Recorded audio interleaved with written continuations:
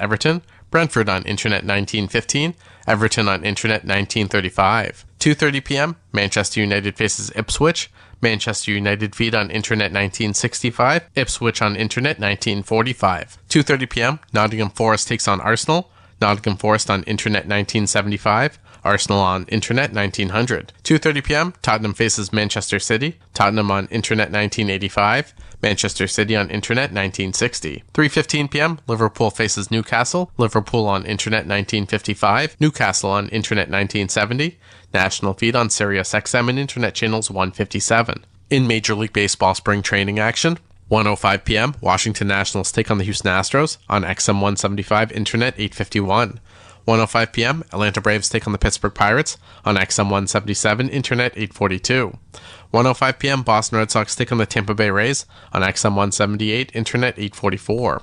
1:05 p.m., Detroit Tigers face the Minnesota Twins on XM 176, Internet 850. 1:07 p.m., Toronto Blue Jays face the Philadelphia Phillies on XM 179, Internet 868. 1:10 p.m., Miami Marlins face the New York Mets on XM 180, Internet 855. 3:05 p.m., Kansas City Royals face the Colorado Rockies, Royals on Internet 852, Rockies on Internet 849. 3:05 p.m., Cleveland Guardians face the Texas Rangers on Internet 848. 3:10 p.m., LA Angels take on the Cincinnati Reds, Angels on Internet 853, Reds on Internet 847. 3:10 p.m., Milwaukee Brewers take on the LA Dodgers, Brewers on Internet 856, Dodgers on Internet 854. 3:10 p.m., Seattle Mariners take on the A's on Internet 841. In the NBA, 7 p.m., Washington Wizards take on the Portland Trailblazers, Wizards on Sirius 138, XM 213 and Internet 909, Blazers on Internet 904. 7 p.m., Detroit Pistons face the Boston Celtics, Pistons on Sirius 139, XM 212 and Internet 888, Celtics on Internet 881. 7 p.m., New York Knicks take on the Philadelphia 76ers, Knicks on Sirius XM channels 86, Internet 899, 76ers on Internet 902. 7 p.m., Indiana Pacers face the Toronto Raptors, Pacers on Sirius XM channels 167, Internet 891, Raptors on Internet 907. 7:30 p.m., Miami Heat face the Atlanta Hawks, Heat on Sirius 132, XM 214 and Internet 895, Hawks on Internet 880. 7:30 p.m., Brooklyn Nets face the Oklahoma City Thunder, Nets on Sirius 160, XM 215 and Internet 882, Thunder on Internet 900. 8 p.m., Chicago Bulls take on the LA Clippers, Bulls on Sirius 108, XM 216 and Internet 884, Clippers on Internet 892. 9 p.m., Utah Jazz face the Sacramento Kings, Jazz on Sirius 146, XM 217 and Internet 908, Kings on Internet 905. 9:30 p.m., Houston Rockets take on the San Antonio Spurs, Rockets on Sirius XM channels 86, Internet 890, Spurs on Internet 906. In the NHL, 7 p.m., Ottawa Senators take on the Winnipeg Jets, Senators on Sirius XM channels 91, Internet 939, Jets on Internet 951. 9:30 p.m., Colorado Avalanche take on the New Jersey Devils, Avalanche on Sirius 208, XM 219 and Internet 926, Devils on Internet 936. 10 p.m., LA Kings face the Vancouver Canucks, Kings on Sirius XM channels 91, Internet 932, Canucks on Internet 948. I'm Frank Trachtenberg with your Sirius XM sports schedule for Wednesday, February the 26th. All times are Eastern, and please remember, all games, times, and channels are subject to change. Check SiriusXM.com for the latest updates. The PGA Tour comes to life on SiriusXM. It's your destination for everything on the tour. Hear live, hole-by-hole coverage and expert analysis. PGA Tour Radio, SiriusXM 92. I'm Mick Kern with It Happened in Baseball. Beginning in 1994, Major League Baseball introduced the wild card concept to the pennant race. Both the National and American League split into 3 divisions each, and the wild card qualifier was the team with the best record that did not win a division title. But the loss of the last part of the 94 season, including the postseason, put all of that on hold until the following year. In a season where Mickey Mantle passed away and Derek Jeter made his Major League debut, the New York Yankees were the first ever AL wildcard team, finishing 7 games behind the Red Sox. It was also Don Mattingly's only postseason appearance after 14 years in pinstripes. He batted .417 and had 6 RBI in a 5-game ALDS loss to the Mariners. The Colorado Rockies were the first ever NL wildcard team. Heading into the 2015 season, 6 times the wildcard team has gone on to win the World Series. The first to do it, the 1997 Florida Marlins. They also won the 2003 World Series, again as a wildcard entry. It's the only 2 times the now Miami Marlins have even qualified qualified for the postseason. The 0-2 Angels, the 0-4 Red Sox, the 11 Cardinals, and the 14 Giants all won the World Series as wildcard teams. That Red Sox win was their first championship in 86 years. Boston has been a wildcard team 8 times. On 6 occasions, the wildcard team has made it to the World Series, only to come up short, including the 2014 Royals. In 2012, baseball added a second wildcard team, which sets up a winner-moves-on one-game showdown between the two wildcard clubs. For It Happened in Baseball, I'm Mick Kern. SiriusXM has soccer covered end to end. SiriusXM FC. Hear live play-by-play and talk shows hosted by legends of the game. It's SiriusXM FC on Channel 157. I'm Frank. But I think for the likes of Hoyland, who is toiling in front of goal, needs a few opportunities to be made by the midfield players and the creative sparks in the Manchester United 11. Absolutely. Well, there is a few changes in both sides' 11s tonight. Manchester United, Garnacho joins the attack. Lenny Yoro back in defence after recovering from injury. Two very young talents coming through there for Manchester United. Could they make the difference today? They obviously showed a very positive end at Goodison Park, but ultimately came away with only a point. Yeah, I think, that's been some of the pluses I would suggest of the last 6 months maybe. I know Diallo's not around till the end of the season or to the start of next season, but I think some of the younger players have actually shown snippets and glimmers that the future could be bright, but with that you have to marry it with the right type of signings, experienced signings. It's probably not the platform right now, just about before kick-off, to go into the multitude of problems at Old Trafford. But I think some of the younger players have actually stepped up on occasion, and I'm looking forward to seeing Dorgu on the left-hand side, who, as you say, got rave reviews at Goodison. One of the plus points of another, you would have to say, for 70 minutes, really disappointing afternoons for United. They salvaged something on that day. They'll be desperate for a more complete performance this evening. Absolutely. Well, we're moments away from kick-off. There's been a few more controversial headlines around Manchester United in the week. More cuts made by the powers that be, affecting those that aren't involved on the pitch or in the coaching staff.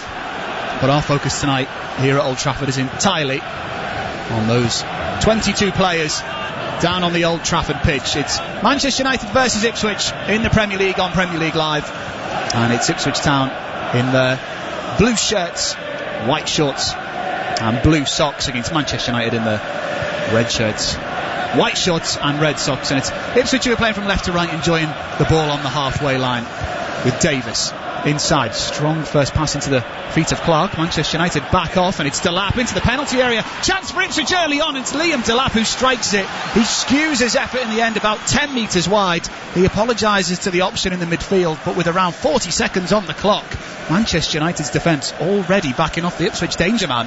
And that was a better opportunity maybe than Delap realised, because De Ligt actually went to ground, maybe just lost his footing as he took it onto his left side. Liam Delap, yes, the angle was against him, but the form he's been in, you'd have probably expected him to work Onana on that occasion. Lovely exchange down Ipswich's left. He just put his head down and went for power more than anything, didn't he? And he came off his heel more than anything.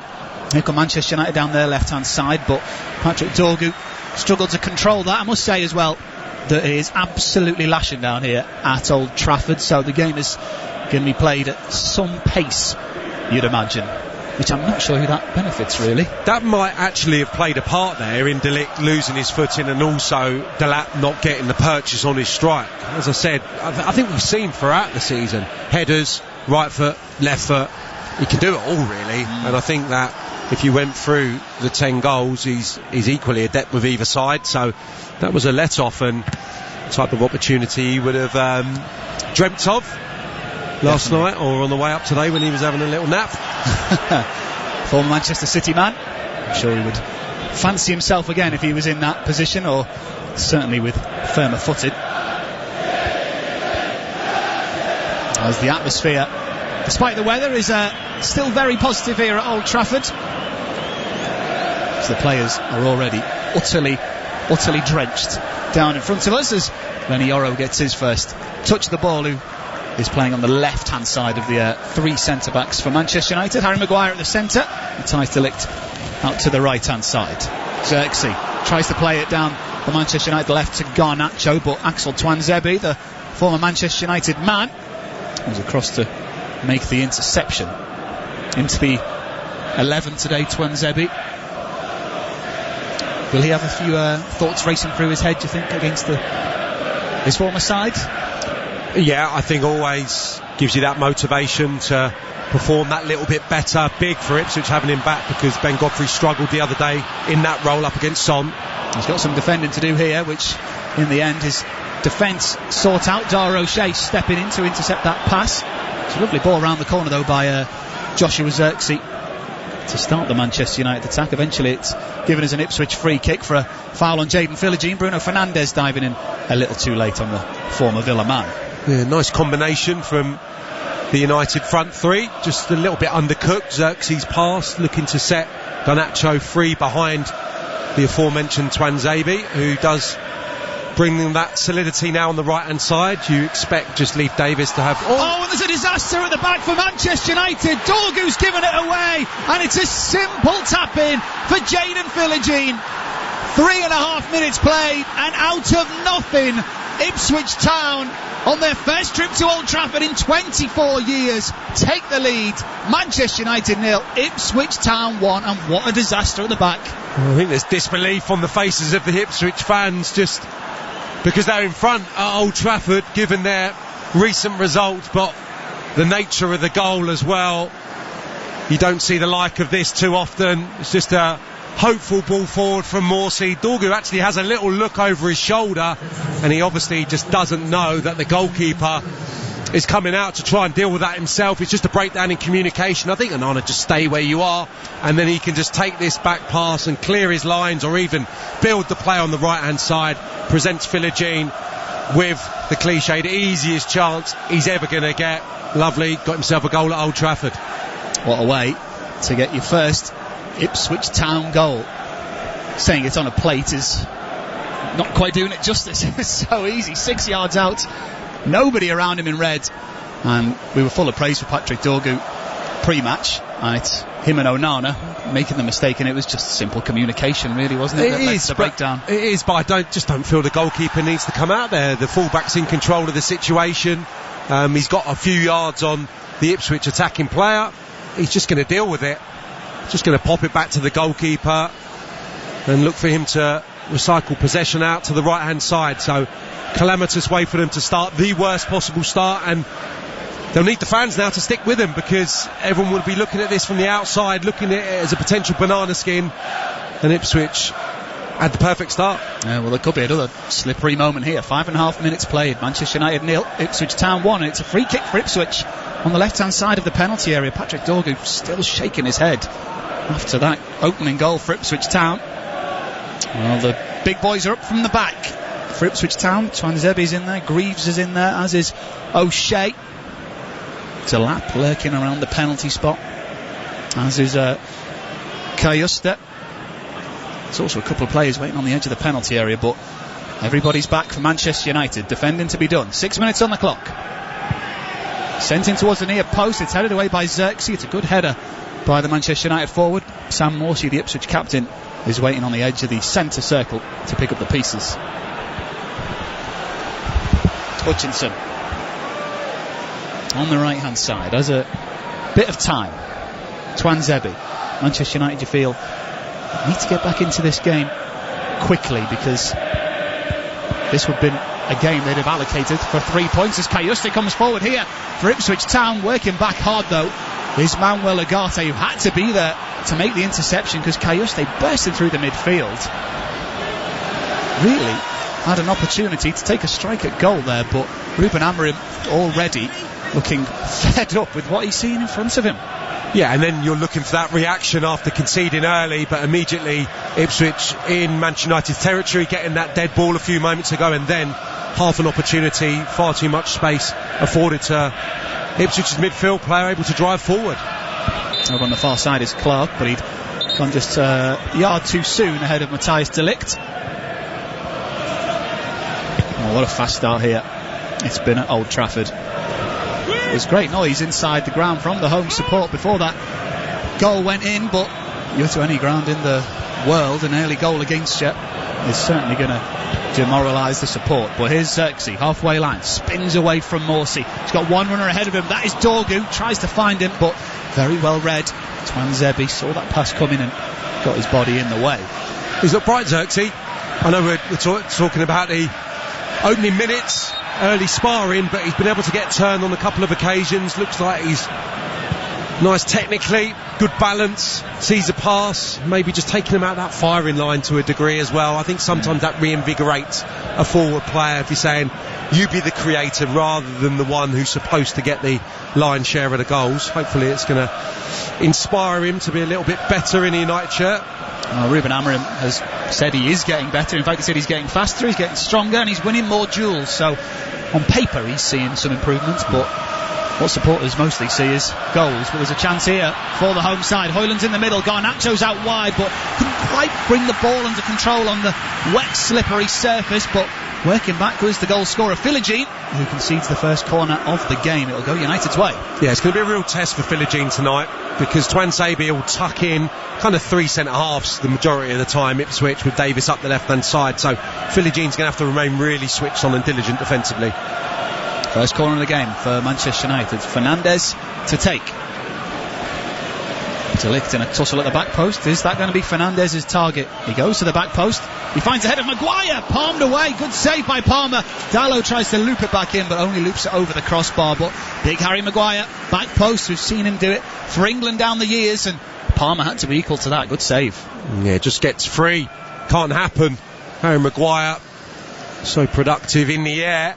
I think that goes back the other direction rather than towards the near post, and he's got a better chance of scoring. I think Palmer's probably relieved. It goes to the left of him where he can claw it aside. Had it gone back in the direction of which it had come from, probably going to be more problematic. And this game is end-to-end in the first 10 minutes, where Ipswich currently lead 1-0. Out wide, it's Clark. He's got numbers in the middle. Delap's one, but Maguire beats him to it. Goodness me, that was a risky pass from Dalot. Morsey.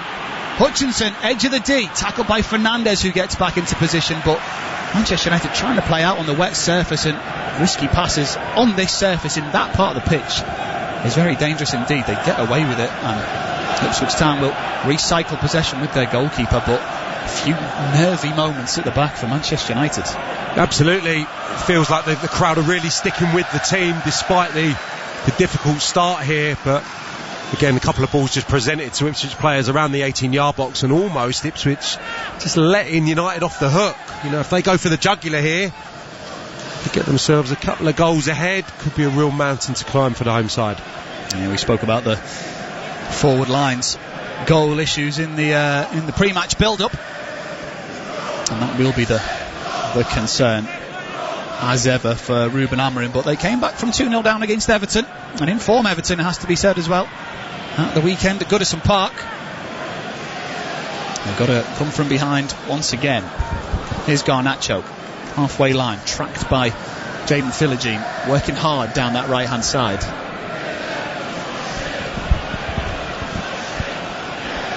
And here's Harry Maguire, 20 yards inside his own half. Ipswich Town not sitting deep. Here's De Ligt, plays it forward for Xerxes. He's got Hoyland ahead of him, tries to force it through, and just tried to, force it through there, didn't he, Xerxes, when he could have played it a bit more sensible. Yeah, again, he takes it beautifully on the half turn. His starting position is problematic for Ipswich, no question, because he's getting it into his feet comfortably, but he tries to execute such a difficult pass. I can only think that he's trying to just tee up Hoyland for a first time finish there. Well, and he's breaking beyond O'Shea, but there wasn't really the space to execute it. Comes to nothing. Yeah, Ipswich aren't playing the deepest of lines, but it's still very difficult to get in behind, it has to be said.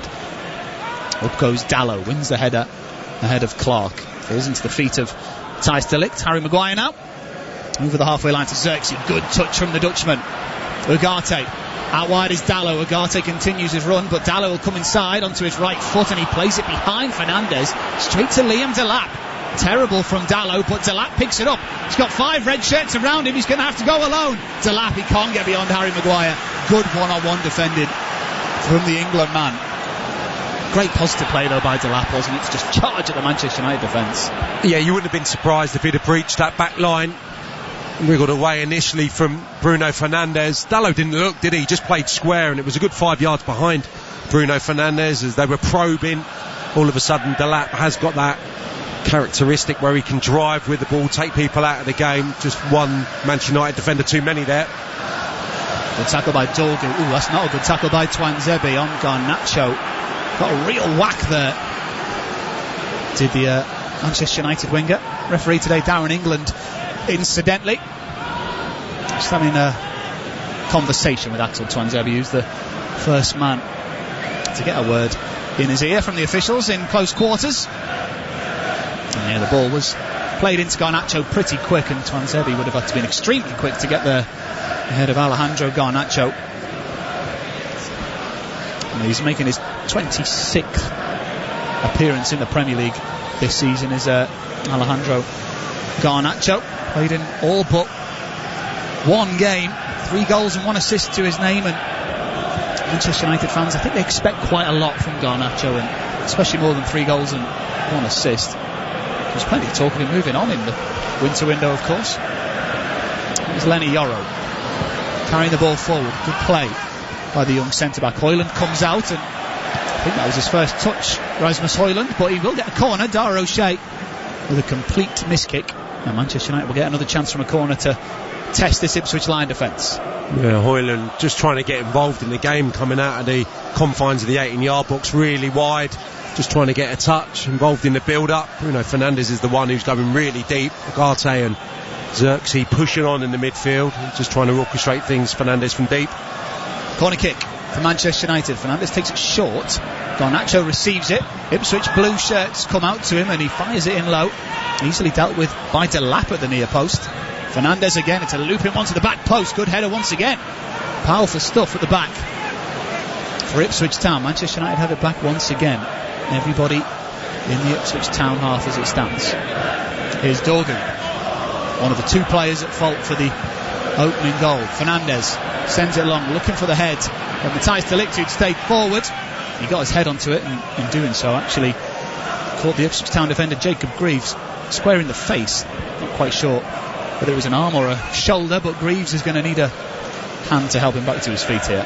Yeah, very deliberate from Bruno Fernandes, just trying to flight it to De Ligt. They had numbers forward there. I think it was Xerxes breaking in to the 18-yard box, just looking for De Ligt to cushion it inside.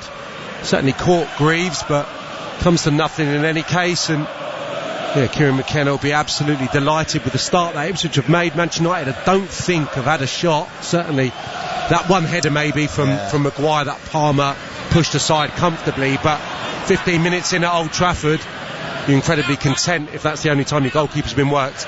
Well, absolutely. Your only chance coming from a corner when you look at the expensive forward talent on display.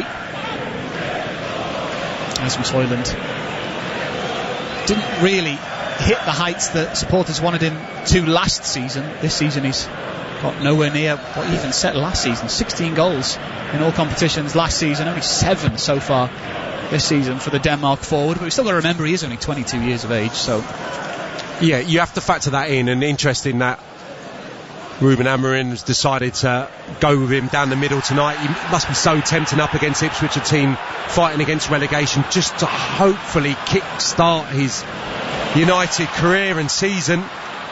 Here come Manchester United. It's Dorgu down the left-hand side towards the near post.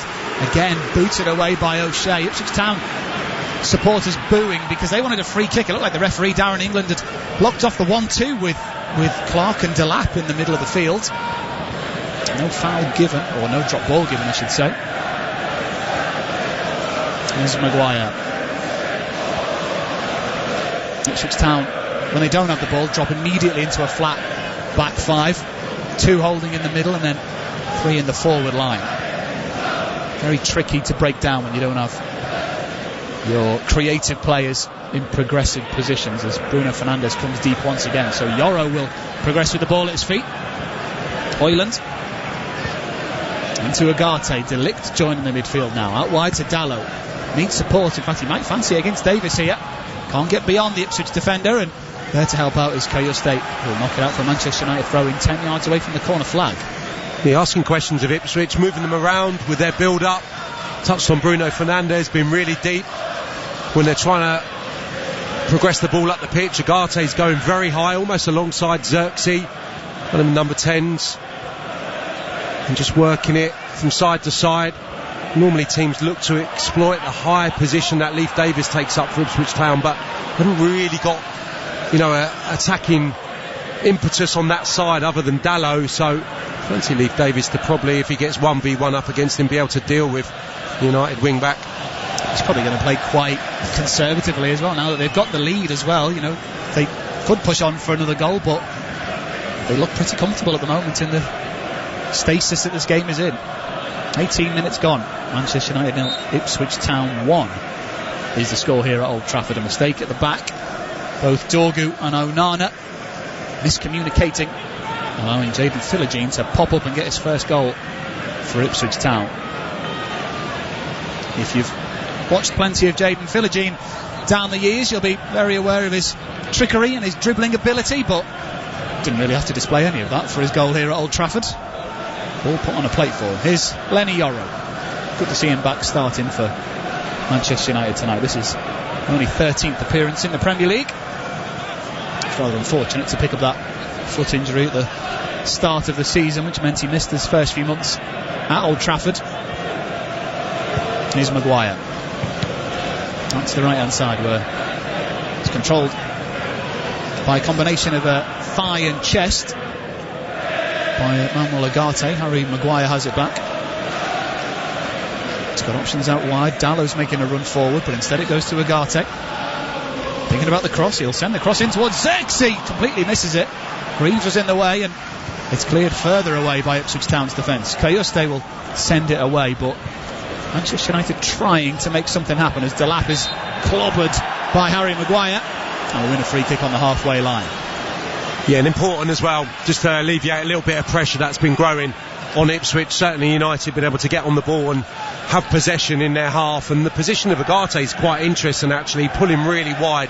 You spoke of just a few moments ago, just enabling himself to get free high up the pitch, and they're asking questions of Ipswich without creating too much, but the pattern of the team is interesting, just popping up in different positions trying to get on the ball.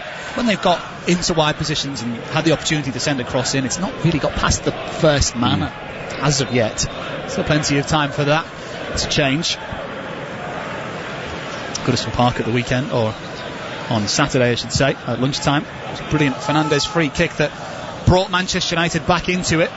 They'll be hoping if they can get a free kick 20-25 yards away from goal, that he could take it and find an equaliser here. Garnacho up against Kayuste, who stands on Garnacho's toe, and the 20-year-old goes down clutching his foot. Kayuste diving in just a little bit too strongly there. Yeah, a little rash and clumsy, and considering what we've seen for 20 minutes, which is Manchester United having the ball but not able to create anything of note really in open play. Only giving them opportunities from dead balls, given what happened last time. Harry Maguire's header beaten away by Palmer. There's continuation really of the weekend, just referenced it there. 70 minutes, Manchester United at Goodison created next to nothing. Same token here really for 21 minutes. Another set piece though, and another chance to see what the big blue defence are made of. Fernandez stands over this, level with the penalty area to the left hand side of it. Going to be the right foot of Manchester United number 8, Bruno Fernandes, to send it in with his right foot. He's got Xerxes at the near post, he's got Højlund behind him, and the head of Harry Maguire lurking at the back post. What can the Manchester United captain deliver here? It's a good one into the mix, and they do have their equaliser. I think the last touch came off an Ipswich Town man. Nobody in red celebrates, but those behind Alex Palmer's goal certainly do. Manchester United back into it, 1-1 at Old Trafford. I think you're right. I think we can both agree that it's a magnificent delivery that Fernandez puts in. It's exactly where you want it to land, spinning into the 6-yard box with real pace. So difficult for Ipswich to defend. The camera's on Morsey, and I think he's your man just behind Højlund, who doesn't really see it. I'm not sure if he's just kind of reacting, almost trying to duck out the way of it, and it cannons in off the Ipswich captain. Yeah, I think he's unsighted really because of Højlund's position. It's a really unfortunate one, but credit Fernandez smashes it in there, really. It's almost like a shot. Brilliant stuff from him. Yeah, so much pace, so much power on that cross shot, should we say, by Bruno Fernandes. There is a momentary delay in the kick-off here whilst the VAR team checks something. Not quite sure what they could see, but maybe a bit of shirt pulling or something going awry. Either way, an own goal by the Ipswich Town captain Sam Morsey makes it Manchester United 1, Ipswich Town 1 here at Old Trafford. You're bang on there. It's essentially a shot, really, isn't it? You're trying to put that pace that you would with an attempt on the target from outside the box, and any touch is going to be problematic. In the case of that, it absolutely flew past Palmer. Did feel a little bit sorry for Sam Morsey, having the giant that is Rasmus Højlund stood a foot in front of him. Manchester United with some higher press at the moment, though, as Palmer skews his clearance. Greaves is there to help him out, as is Davis, and somehow Ipswich get away. Well, they do temporarily. Højlund almost picks the ball up. Instead, Hutchinson does, and Ipswich Town can come away on the counter charge. Philogene, whose tap-in was the first goal of the day. Here's Greaves. Been a good start this at Old Trafford. Exciting game. Here's Dara O'Shea. Bruno Fernandes with his 7th assist of the season. By far and away more goal involvements than anybody else at Manchester United. Here's Delap. Out wide to Davis. Red shirts back off the left back. Delap up against Harry Maguire. Tries to hold on to the ball. Goes down. The screams from the away end more than anything, as Garnacho tries to come away on the counter-attack for Manchester United, but no penalty. Didn't look like there was anything in it for me, really. Just looked like he maybe just lost his balance. Looked like he had Harry Maguire exactly where he wanted him as a centre-forward, feeling the centre-half, and his touch looked nice and assured. Opened up the space to maybe fire goalwards, and just seemed to slip at the vital moment. Maybe a little bit of physical contact from Maguire did for him as well, but Bright once more. And the score 1-1 here. You're listening to Manchester United v Ipswich on TalkSport with Sky Sports. Don't forget, you can stream the biggest Premier League games available with no contract on now. Search Now Sports. There's Bruno Fernandes away from Delap on the halfway line. He's got Agate out wide, who seems to be quite keen to move over to that right-hand side from the central midfield position. Here's Harry Maguire at the heart of the United defence. Floats one over the top. Philogene has to get back. He tried to nod it back to his goalkeeper Palmer, but can only put it behind for a corner. Dorgu lurking behind him. Wasn't quite sure where the new Manchester United fullback was. So set piece once again for Manchester United to cause Ipswich some bother. Yeah, not necessarily his strong suit, really, Philogene, but he's going to have to do a real good job for the team down that side. A position where they've been hit by injuries. Wes Burns, Ogbeni would be the natural replacement for him. Lost him as well, so a little bit patched up they've had to be in the last few weeks. Corner for United. Fernandes loops onto the back post, headed by Maguire, saved by Palmer. Dallow on the rebound, saved again. De Ligt. Manchester United turn it around. Matthias De Ligt runs to the corner flag, kicking the advertising hoardings. Look what it means to him. So much frustration released in these celebrations for Manchester United. It wasn't pretty, but on the slippery Old Trafford turf, Manchester United turn it around and they lead Ipswich Town 2-1. Well, it doesn't half help having someone with Fernandes who can just put brilliant quality in time and time again. Kind of overload that far post. There's 3 that go initially for it. I think the second save from Palmer's an outstanding one. The first, could he potentially do a little bit better? Yeah, I think so. He pushes it away, doesn't he? Out of harm's way, he feels, but it's fizzed back towards him. The second attempt, I think, is a brilliant stop, but De Ligt is the man who reacts quicker than anyone else. Kajust is there, sprawling out on the line, trying to get something on it, but the elevation on the finish from De Ligt does for him. Takes it, firing into the roof of the net, and what a turnaround. It's actually really clever from De Ligt to raise it upwards so much from such a narrow from close quarters over the leg of Kajust. Manchester United are ahead at Old Trafford. Not said that for a long time. Here's Kajust. Manchester United defending now. In comes across from Davis. Delap's free in the middle. Onana comes out though and gets there ahead of Liam Delap. Important goalkeeping from Onana, because the linesman's flag didn't go up there. Yeah, maybe the conditions playing a part in that second United goal. it's not a night, is it, for taking chances as a goalkeeper. I just felt it was straight at him, the first one, and just pushing it back into an area. I suppose he did part of the job because he got it outside the 6-yard box. Just unfortunately for Palmer, there was another United player on hand to fire goalwards once more. Manchester United won't care at the moment. They just need goals. They need results as well. As to Ipswich Town, they would have been absolutely delighted to have taken the lead. Big ask though, isn't it, for a side in the relegation battle to hold on to a 1-0 lead for 87 minutes. Here's Maguire, who played his part in that De Ligt goal. He sends the ball over the top here, but Palmer shouts, Davis leaves, and the Ipswich Town goalkeeper gathers it in. Oh, by the way, if you're listening in Canada or the USA this evening, you can head over to the Sirius XM app and you can listen to any of tonight's games in the Premier League. Tottenham versus Manchester City is taking place in North London this evening. Manchester City currently ahead at the Tottenham Hotspur Stadium. Liverpool playing as well in a slightly later kick-off as Manchester United pick it up here. Garnacho drives on his own into the penalty area. Ipswich can't clear their lines. Dorgu's there, he brings it down but is immediately dispossessed, and Clark will rescue possession back for Ipswich Town and skip away from Dorgu. Very well done by Clark. Hutchinson, and there's a Ipswich counter on here. It's Kayuste on the left wing for Ipswich Town. He's up against De Ligt. Looks uncomfortable down there, but fancies his chances against De Ligt, but you'd always back the former Bayern Munich defender in that position. Good recovery from the Manchester United centre-back. Yeah, nice play from Jack Clark. His best moment so far this evening, just slaloming beyond Manchester United players, beating that initial press, and yeah, they were in business, Ipswich. Just unfortunately Kayust hasn't got that athleticism really to break beyond United's back line, and De Ligt recovers intelligently. He's very much defensively minded, isn't he? Yet to score for Ipswich Town since joining on loan from Napoli in the summer, the Sweden midfielder. And he's Garnacho, dispossessed by Jadon Philogene. Now the rain has slightly dialed down here at Old Trafford. And here's Lenny Yoro. The surface very much still slippery as Maguire fizzes one in to Matthias De Ligt, and at the moment has the winning goal attributed to his name. Here's Onana.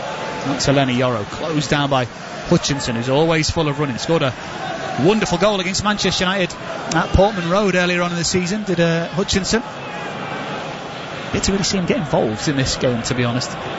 The former Chelsea man. Yeah, it's been interesting for half an hour watching Manchester United set up. I think it's probably been a source of a little bit of frustration for Ruben Amorim that everyone's been pointing towards his system and the lack of flexibility. Well, I think we've seen tonight, yes, it's a 3-4-3, but there's a lot of quirks to that system in the build-up phase. We've seen fullbacks coming in field. We've seen Agate taking that position high and wide on the right-hand side. You know, they're not set in that structure at any stage really, with or without the ball. So it's very much the starting point, and then there's moving parts throughout. This season already kind of feels like a whatever happens sort of season for Manchester United. Obviously they'll still be expected to win every single game because they're Manchester United, but the real Amorim style is going to be after a full summer of training and transfers. Yeah, and we're watching Dorgu just receiving the ball here, kind of in the half space as a left-sided 10, you would probably call that. Now he's back on the flank, but yeah, there's going to be little tactical quirks and patterns that he looks for, and in time as well he will be able to go and cherry pick, you would think, the magnitude of Manchester United, the type of players that can bring star quality and different facets to, you know, if it continues to be this kind of formation, I'm sure he's going to have a great idea how he can improve things with the transfer window. Absolutely, very much had plenty of suitors before he made the move to Manchester United. Ruben Amorim, during his time in Portugal, plenty of eyes on him. He was rumoured for some time to be the new Liverpool manager before Arne Slot came in, rumoured with Chelsea as well before Maresca came in. But he's a Red Devil now, is Ruben Amorim, and it's his side leading 2-1 here at Old Trafford. 32 minutes on the clock. Well, you are listening to Manchester United v Ipswich on TalkSport with Enterprise Rent-A-Car. Whatever the mission, home or away, Enterprise helps over 120,000 people every day. It's around 80,000 happy people inside Manchester United today. Inside Old Trafford, supporting Manchester United, I should say. Here's Fernandes. It's the away support you can actually hear. Here's Dorgu. Looks very happy going up that left-hand side. Much considerably happier facing the opposition goal rather than his own goal. And here's Garnacho.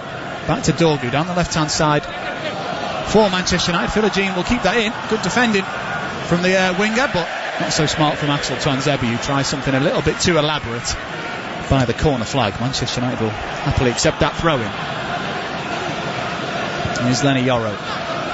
Garnacho allowed to turn. Fernandes 2 yards outside the penalty area. Garnacho inside the penalty area, rolls closer towards the touchline after Philogene presses him. Yoro. Fernandes. This game very much settling into Manchester United's rhythm now. Here's Yoro, midway inside the Ipswich Town half.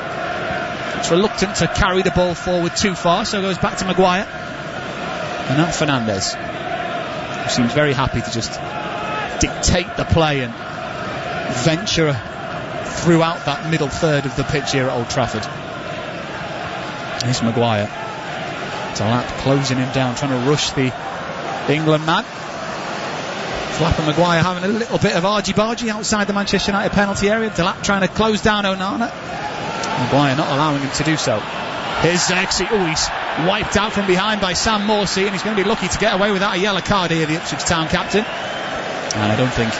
No, he hasn't. It is a yellow card. First one of the evening goes the way of the Ipswich Town captain, Sam Morsey, and he can't really have too many complaints there, can he, Sam?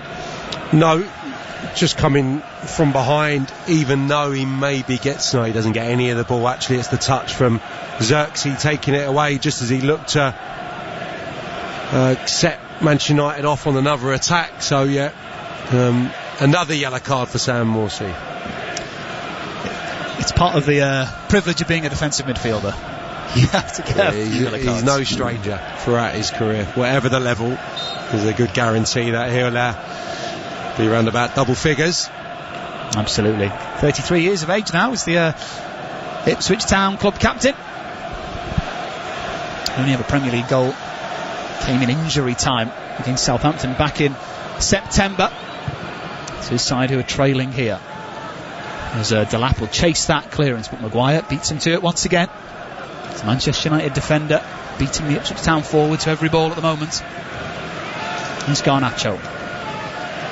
Gives it to Bruno Fernandes, who's one of the deepest outfield players for Manchester United at the moment. Being chased by Delap, but not hurried by Delap. Forward to Dallo.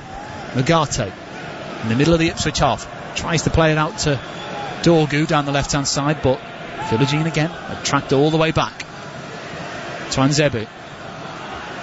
Philogene slips in possession. Garnacho pinches it from him, goes into the penalty area, goes down, referee waves it away. Dorgu shoots, saved by Palmer. Big moment there for Patrick Dorgu.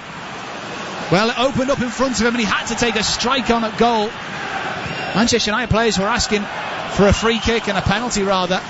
The referee waved it away as Palmer catches the long ball forward and just says to everybody in front of him, calm down, as the rain gets heavier once again here. But that chance all came from an Ipswich Town mistake. Yeah, Philogene, a little bit loose. I love the positivity initially from Garnacho, then I just think he's looking for the penalty. I don't think there's enough there. The arms go up, flailing. It's not a penalty. Turns into a decent opportunity for Dorgu. Save you'd expect Palmer to make. The angle wasn't great, but fizzes in a decent attempt with his left foot. Sam Morsey going into a 50-50. He had to win that. He did. Won it cleanly as well. Philogene can't get past Dorgu. His defending draws a big round of applause from the home support here and was then dispossessed by Hutchinson unfairly, according to the referee. Kieran McKenna, who was right on top of that, thought it was a fair challenge by his number 20. Dorgu seems to be okay, but that was a brilliant bit of defending to win the ball back and then skip away from his man, and Hutchinson kind of came through his man to give away the free kick. Yeah, he's endearing himself to the United supporters. Tenacious in defence, getting forward frequently as well. Again, very much like a modern free kick, because I think Hutchinson gets a little bit of the ball and Dorgu's just stepping across his man to make sure there was a little bit of contact on him. Slightly harsh right in front of the benches. Smart positional play, isn't it, really, by Dorgu? Knew the challenge was coming. Here he is now down the left-hand side, away from Philogene. Can he find a red shirt? He can't beat O'Shea at the near post. That cross has just been lacking a little bit, really, for Manchester United down the left-hand side. Ipswich's chance to counter. Cayuste drags the ball forward 30 yards to the halfway line. Clark slows down for Ipswich Town. A few groans from the away end because they wanted that attack to continue flowing. Manchester United able to get back into their defensive shape, and not quite sure why Ipswich Town slowed down that counter charge. Here's O'Shea. Hutchinson. Delap makes a run through the middle, but he ignores Delap and goes to Morsey. Every outfield player now in Manchester United's half. Well, at least they were, until Greaves ran back over that halfway line and back towards goal. Dara O'Shea has possession. Greaves all the way back to his goalkeeper, Alex Palmer, who's been the busier of the two goalkeepers in this one. Did feel a little bit unlucky for him in that Manchester United equaliser. They've given it away though, Ipswich. Garnacho, it opens up for him. Twanzebe, brilliant recovering challenge. Garnacho seems to have been hurt in the tackle. It was a fair one made by Axel Twanzebe. Ipswich Town under no pressure to kick it out. They can play on. Garnacho seems to be okay. Hutchinson tries to slide it behind Philogene, but Dorgu's there, and this time weighs his pass correctly to his goalkeeper Onana, who gives it away to Hutchinson. Loose from the Cameroon goalkeeper. Hutchinson picks it up. Morsey. Cayuste. Greaves. Ipswich Town enjoying a spell of possession for the first time in a good half an hour or so. 6 minutes to go until the break. Twanzebe. Hutchinson. Back to Axel Twanzebe. Getting no joy against his former side today. Here's Axel Twanzebe.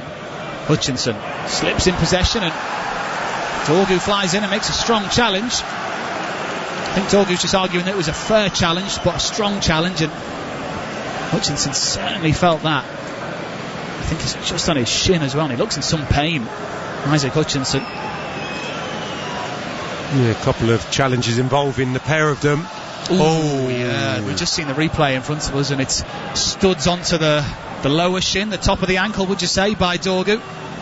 Yeah, he just reacts quickly. I mean, it's high, he's out of control. I mean, I don't like to go too strong because you never know with the officials in this day and age, but that could be perceived to be a red card. We both grimaced on that replay. Yeah, it always looks worse when it slows down. Listen, he's legitimately trying to go for the ball there, but he gets it horribly wrong, and probably the conditions are adding to that as well. But this will be the argument that I think Kieran McKenna will be saying.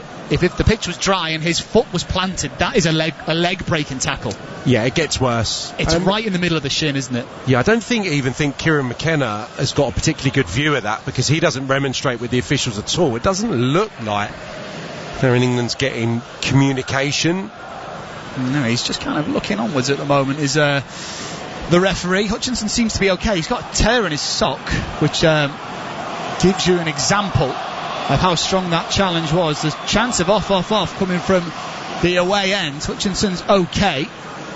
Well, Darren England, he's just going to take a look at the big screen at the side of the pitch here at Old Trafford, and Manchester United could be in a spot of bother here, because you laid it out there, Sam Parkin. It was dangerous, it was out of control, and it hurt his man. Yeah, and when he sees this slow down in the predicament now that Dorgu finds himself in, Darren England is going to perceive this, I'm sure, as a red card. It can't be anything else when you think of some of the decisions that have been given. Sometimes if it's not high enough, I think this qualifies. Height he's going in, it's almost knee height, isn't it? I don't think there's any decision to be made where we are right now with VAR and this type of challenge in the Premier League. It's if you know what, another day his leg could have gone. It's very aggressive and it's completely out of control. He doesn't get the ball, Patrick Dorgu, and the VAR check is ongoing. for a possible red card, serious foul play.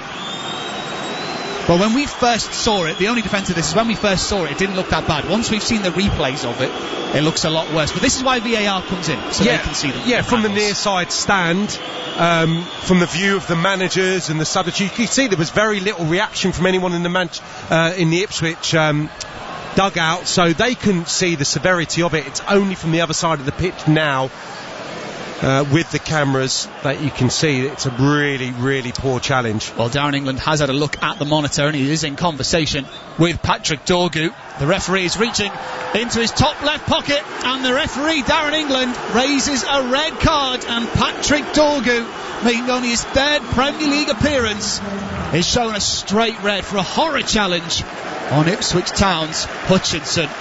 With a couple of minutes to go in this first half, Manchester United are reduced to 10 men.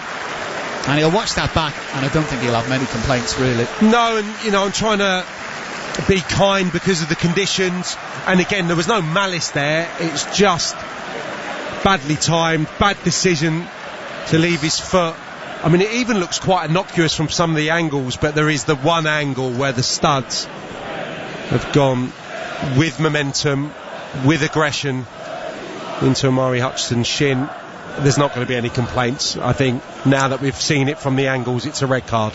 Yeah, Patrick Dorgu walking for Manchester United. They don't really have too much experience on the bench, in all honesty. Two youth goalkeepers filled two of the spots for Manchester United. They've also got only 8 players on the bench for Manchester United, but they are going to bring on Nasser Mazraoui, who is the obvious change, really, the only one that he could, in all honesty, make. Ruben Amorim, he'll come on for the final few minutes here at Old Trafford, but who's coming off in his place? That's the big question. Well, it's Alejandro Garnacho who's being brought off for Manchester United. He looks rather disappointed. He's the sacrifice that Ruben Amorim is making. It's an attacking player for a defensive player, and there's almost an apologetic look towards Garnacho from Ruben Amorim. But Garnacho's got to understand that they've got to try and just keep that general shape for the final few minutes of this first half at least. It's an Ipswich free kick, which Sam Morsey will take. It's a long, deep free kick. Greaves gets his head to it. O'Shea will chase the second ball. Manchester United just need to get in at half-time level here. Davis loops onto the penalty spot. It's attacked by O'Shea. Hutchinson brings it down with his right foot. Brilliantly done. Philogene running against Xerxes. He beats him easily. Loops onto the back post. Davis cuts it back. De Ligt is there to volley it away on the edge of the 6-yard box. Well, there you go. 4 minutes added on at the end of this first half. Have Ipswich got an equaliser in them before the whistle blows? Mazraoui misses the ball, and in the end it's probably the right decision because Davis couldn't get there, and it'll be a United throw-in right by the corner flag. We're still in the back three for the moment. Dallow's come over to the left-hand side, so he's taken up the position vacated by Dorgu, and Mazraoui's gone right wing-back, it would seem. He's taken the throw-in over on the far side. In front of that, you've only got 4 to play with. So, still in the back 5. I would be surprised if that remained. It's a little bit unorthodox, isn't it? When you go down to 10, I would suggest to remain in that shape. Normally you go into a back 4. So we've got Fernandez and Ugarte kind of just in front. So yeah, you got your 3 and then your 4, and then Xerxes just off Hoyland now. So you're a man down in the number 10 position. From an Ipswich Town point of view, though, they're not going to get a better opportunity than to get something out of a game at Old Trafford than this now. They've got a whole half to play against a tired Manchester United who are a man light. Yeah, and immediately I saw Sammy Smodics for one sent down the line to go and warm up. So yeah, the attacking changes that Kieran McKenna would have been earmarking for 65-70 minutes, immediately they become 45-50 minute changes probably.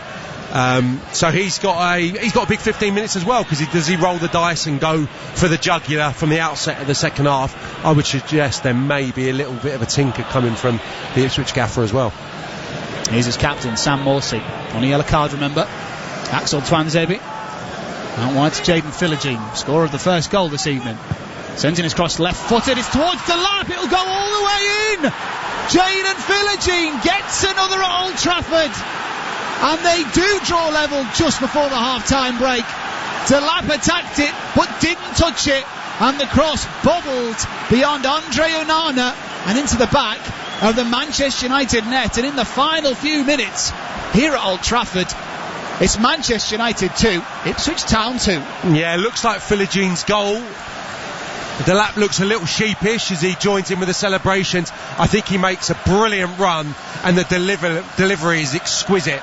It's so problematic for those Manchester United defenders who are trying to defend it. Yeah, it's Philigine's goal. Delap gets too deep there. If he stays a little bit higher, Anana deals with that, or Delap's offside. He goes in, he gets dragged back into the 6-yard box by Delap. There's no touch. Philogene at Old Trafford on a hat-trick. Jayden Philogene on a hat-trick at Old Trafford. You don't get to hear that very often. 2-2 with a few moments to go. Well, for the latest odds, head to Ladbrokes, the official betting partner of TalkSport's game night coverage. That's all thanks to Ladbrokes. 18+, gambleaware.org. Well, there is a little bit of a tussle going on here down in front of us. Rasmus Højlund has got a yellow card. He looks rather confused. There's also a yellow card in race for an Ipswich Town man. I think Dar O'Shea was on the end of that yellow card from Darren England. Well, didn't feel like the sort of game where we expected to be lots of cards being raised by the referee. He's definitely caught by Højlund. I don't know if it was the arm or maybe just maybe the shoulder. Yeah, I mean, he looked bemused, but there was certainly a little bit of contact, having a little exchange now. Dar O'Shea seems to be okay. Ireland versus Denmark, an international battle. Striker versus defender. Yoro, dispossessed by Philogene on a hat-trick. Philogene completely misses it. Well, if he'd have tried crossing it, it might have actually gone closer to the corner than that effort. Not his finest strike by Jayden Philogene. Just felt kindly for him, didn't it? Maybe just stretching as he took the strike at goal. Ended up going 10-15 yards wide of Andre Onana's right-hand post. Yeah, a little eager to get the strike away. He was in possession of the ball. There was teammates in support. Just, as you say, a couple of yards away from it, on the stretch always, and unable to wrap the left foot around it. It was an effort that he was hopeful, Jayden Philogene. But it's his 2 goals that have Ipswich Town level at the end of this first half. They went ahead through his strike. Manchester United went ahead. It was Delict who made it 2-1 before Philogene popped up that all after a Patrick Dorgu red card. It's been an exciting first 45 minutes here at Old Trafford, where it is Manchester United 2, Ipswich Town 2. You're listening to Premier League Live. When the biggest names in the game talk, they talk to Jim White and Simon Jordan. Good morning, Graham Souness. Great to be here. David Moyes. We're ready to go again. Tyson Fury, good morning. Simon Jordan and Jim White, the best talk show on radio. Players, owners, moguls, managers. Liverpool legend Jurgen Klopp. I listen from time to time. I cannot say that I'm a fan of Simon Jordan. Jim White and Simon Jordan. The egos have landed. Get up there, Jim White! Weekday mornings from 10 on Talk Sport. You know the trouble with football podcasts. There's never a great mix of English and American voices tackling the biggest topics of the day from that much craved Anglo-American viewpoint. No, that's so true, but don't worry, I do have a solution. Week in the Tackle is a weekly football podcast tackling the biggest stories from the Premier League, Major League Soccer, Champions League, and more. Hosted by myself, MLS commentator Brian Dunseth, and you, Premier League play-by-play man Tom Rennie. Sounds great, Danny. I'll search for Week in the Tackle and subscribe right now wherever one can get podcasts. Stay connected to intelligent conversation and the latest breaking news wherever you are with the free Times Radio app. Listen in your car easily with Apple CarPlay and Android Auto options. And listen at home via Google Cast or on Apple AirPlay-enabled speakers and televisions. Plus, get instant access to a wide range of podcasts, including Off Air with Jane and Fee, The Story, and Politics Without the Boring Bits. Download the free Times Radio app by searching for Times Radio on the App Store or Google Play today. TalkSport Drive. Weekday afternoons from 4 on TalkSport. With me, Darren Bent, and Andy Goldstein. Unrivaled, opinionated comment from the biggest names in sport. Insane acceleration, outstanding pace, next generation slipstream sport. High performance afternoon radio with more goal talk to the gallon. Belt up and listen. TalkSport Drive with Andy Goldstein and Darren Bent. Weekday afternoons from 4 on TalkSport. The fastest football on the way home. Danny Kelly's Trans-Europe Express on TalkSport. He's a pundit and he's on TalkSport. Ich heiße Danny Kelly mit your match report. On Trans-Europe Express he has got all the scores with continental football games, big guests and more. La Liga, Bundesliga, Serie A. Also, Herr Kelly will make sure you're always in the know. He doesn't like to mention back in '83 that he was the editor of the Enemy. Yeah. Trans-Europe Express is back. TalkSport's continental collective of breaking news and insider reviews from Europe's major leagues is here. Trans-Europe Express. With Monsieur Danny Kelly. Sunday night from 9 on TalkSport. Also available on music cassette. Welcome back to Old Trafford, where it's Manchester United 2, Ipswich Town 2 at half-time. Oh, and there's been a red card as well. It's been a pretty exciting first half. Oh, and there's a disaster at the back for Manchester United. Dorgu's given it away, and it's a simple tap-in for Jayden Philogene. 3.5 minutes played, and out of nothing, Ipswich Town, on their first trip to Old Trafford in 24 years, take the lead. Manchester United 0, Ipswich Town 1, and what a disaster at the back. Easiest chance he's ever going to get. Lovely, got himself a goal at Old Trafford. How can the Manchester United captain deliver here? It's a good one into the mix, and they do have their equaliser. I think the last touch came off an Ipswich Town man. Nobody in red celebrates, but those behind Alex Palmer's goal certainly do. Manchester United back into it. 1-1 at Old Trafford. Fernandes smashes it in there, really. It's almost like a shot. Brilliant stuff from him. Corner for United. Fernandes loops onto the back post, headed by Maguire. Saved by Palmer. Dallo on the rebound, saved again. De Ligt there! Manchester United turn it around. Matthias De Ligt runs to the corner flag, kicking the advertising hoardings. Look what it means to him. So much frustration released in these celebrations for Manchester United. It wasn't pretty, but on the slippery Old Trafford turf, Manchester United turn it around and they lead Ipswich Town 2-1. And wide to Jayden Philogene, scorer of the first goal this evening. Sends in his cross left-footed, it's towards the lap, it'll go all the way in. Jayden Philogene gets another at Old Trafford, and they do draw level just before the half-time break.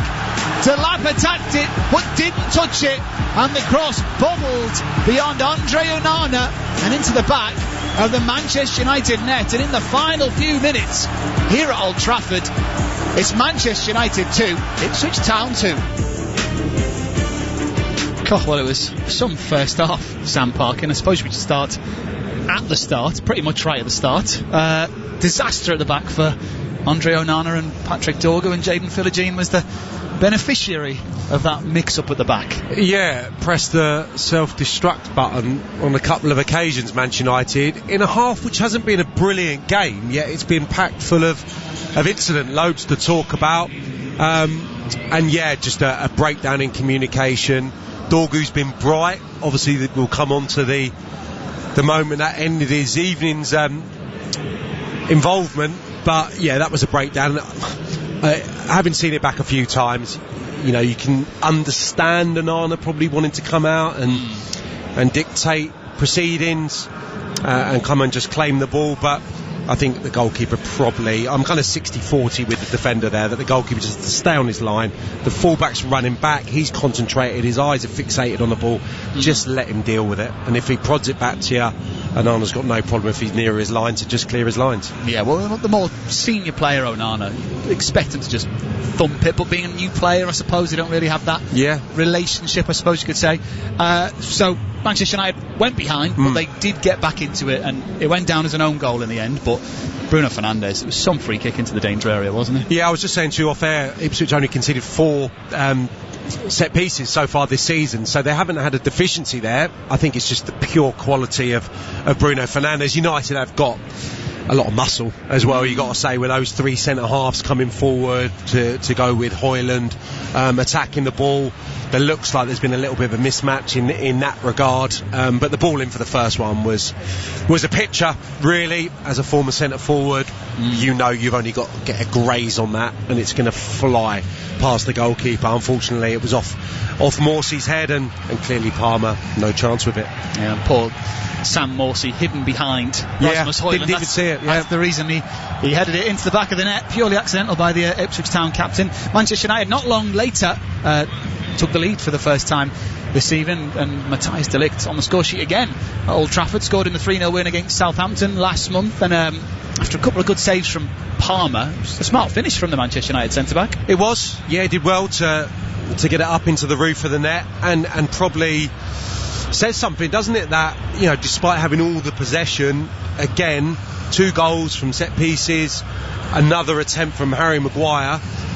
Doesn't matter how the goals come, granted, but for all the domination in possession, not really been able to carve Ipswich open. So kind of in keeping, I think, with the problems at Old Trafford. And yeah, I mean, we'll come on to talk about the game state it's in now, but they must be thankful to Bruno Fernandes to be carrying them a little bit in terms of creativity from the dead balls. Well, they look very comfortable with the score at 2-1. That was until a horror challenge is probably the best way to describe it. Patrick Dorgu sent off straight red after a VAR check, and it was a atrocious challenge, wasn't it, on young Isaac Hutchinson, who's lucky to come away without a serious injury, really. Yeah, absolutely. You know, on reflection, it was an unnecessary challenge to go for around about the halfway line. Philogene kind of on the stretch for the ball, and yeah, no arguments. There won't be any arguments from Manchester United perspective. It's a straight red. I probably don't see it being a half where they're going to be camped in.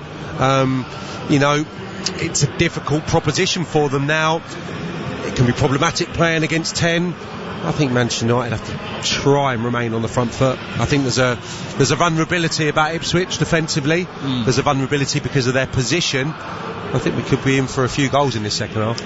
I could almost feel that there was an Ipswich goal coming before that break, because Manchester United had dropped back into that defensive shape, and you're saying that they shouldn't do that in the second half. That's the perfect example why. It was a cross that went straight in because they were so deep. Goal made by their own error in judgment and positioning, really. Yeah, and probably just readjusting as well. You know, just made a change. It's not going to do huge amounts to the shape of the team. They've obviously just lost one of those kind of dual 10s. Garnacho was kind of playing off Højlund with Xerxes as well, so they're still going to have the same setup, the same structure in essence. It's just going to obviously have one less player, one less body to hit in the final third, so you wouldn't have felt it would have disrupted them too much, but obviously at that moment a little bit of uncertain defending once more, and Ipswich go in with a real spring in their step.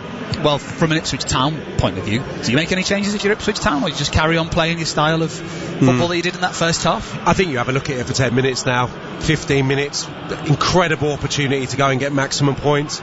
We're at the stage of the season now where they're going to have to roll the dice from the off in some games.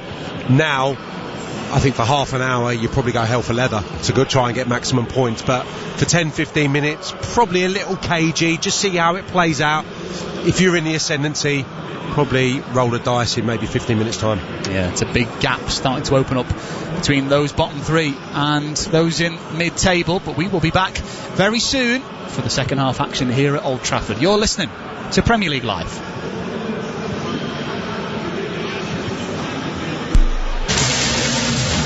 Previously on White and Jordan. 10% of the broadcast revenue of this country goes to 72 clubs and 90 goes to the Premier League. Look at the television companies biting people's arms off to have football all day, every day.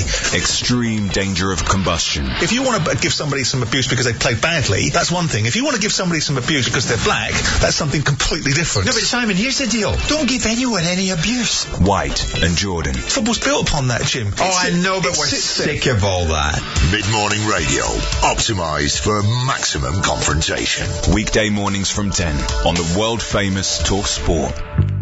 This is MLS and U.S. soccer commentator Brian Dunseth here to tell you the only podcast you need to fulfill your weekly soccer needs. It's Week in the Tackle. And I'm Tom Rennie. We'll talk the Premier League title race, the Champions League, MLS expansionism, and the ongoing disappointments of our respective teams. It's all on Week in the Tackle. Didn't your West Ham just win a European trophy? Ah, that night in Prague. Sorry, what were we talking about? A Week in the Tackle available wherever you get your podcasts. Subscribe today so you don't miss a single episode. See the Sunday edition and the Sunday session on Talk Sport? I always get the two of them mixed up. Session, edition, they sound like the same thing. It's dead confusing, which is why I've come up with a poem to help you tell them apart. Okay, here goes. There's the one called the Sunday edition, with two men on a weekly sports mission. The phone lines are humming, and Henry Winter is coming, so make it your morning must listen. The Sunday edition, your unforgettable full-colour Sunday sports supplement with legendary football writers Henry Winter and Sean Custis. Hear all about it this Sunday morning from 9 on Talk Sport. The warm-up. Inject high-octane, explosive entertainment into the post-apocalyptic wasteland that is your average sporting Sunday. The warm-up with Mad Max Rushton and Barry Glendenning. Actually, I'm not mad, just a bit tired. He's the rebel weekend warrior chained to the wheel of a spiky futuristic juggernaut of sporting retribution. Actually, it's just a normal city car, 1.6 automatic. Wheels spinning through the blasted badlands of your weekend. Guys. The warm-up with Max Rushton and Barry Glendenning. He clearly hasn't heard the show, has he? The future of Sunday morning sports broadcasting. This Sunday from 11 on Talk Sport. Listen to your choice of Premier League matches this season on TalkSport.com. To raise the trophy, there it is! If you're outside the UK, head to the fixtures page of our website and every game will be live. The team on top are Manchester City. Don't miss a single kick of the Premier League season with TalkSport.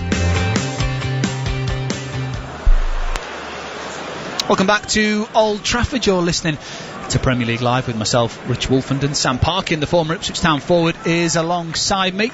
The two teams are just making their way onto the pitch here, but before we kick off, let's get an update from the Liverpool game. Jota out to the left-hand side for Diaz, approaching the left edge of the 18-yard box. Cher is allowing him to run. He goes to Soboslai, who from the penalty spot, left-footed, doesn't really get much power on it, but Nick Pope must have been unsighted because he dived late and it had already rolled slowly past him, and Liverpool lead Newcastle 1-0. It's Dominic Soboslai. Toby Gillis at Anfield this evening for us, where side top of the table are only going further ahead of the chasing pack. 1-0 to Liverpool against Newcastle United. It does feel like their season.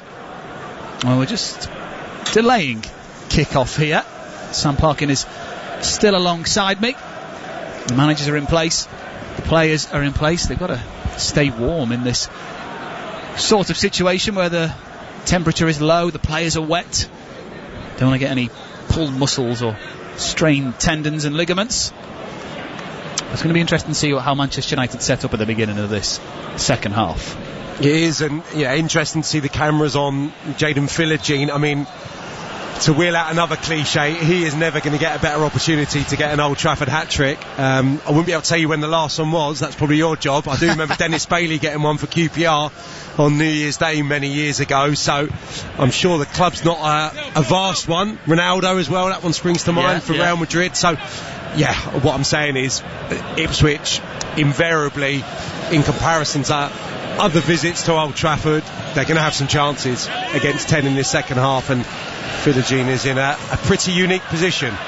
Absolutely. Well, history being made nonetheless tonight as Ipswich make their first league trip to Old Trafford since September 2001. And I was looking at a few of the players in that 11 for both sides. Some famous names, some names who certainly won a lot of things at club level and international level, as Manchester United have the ball early doors in this second half. A minute in here at Old Trafford, and it's Lenny Yoro down the right hand side.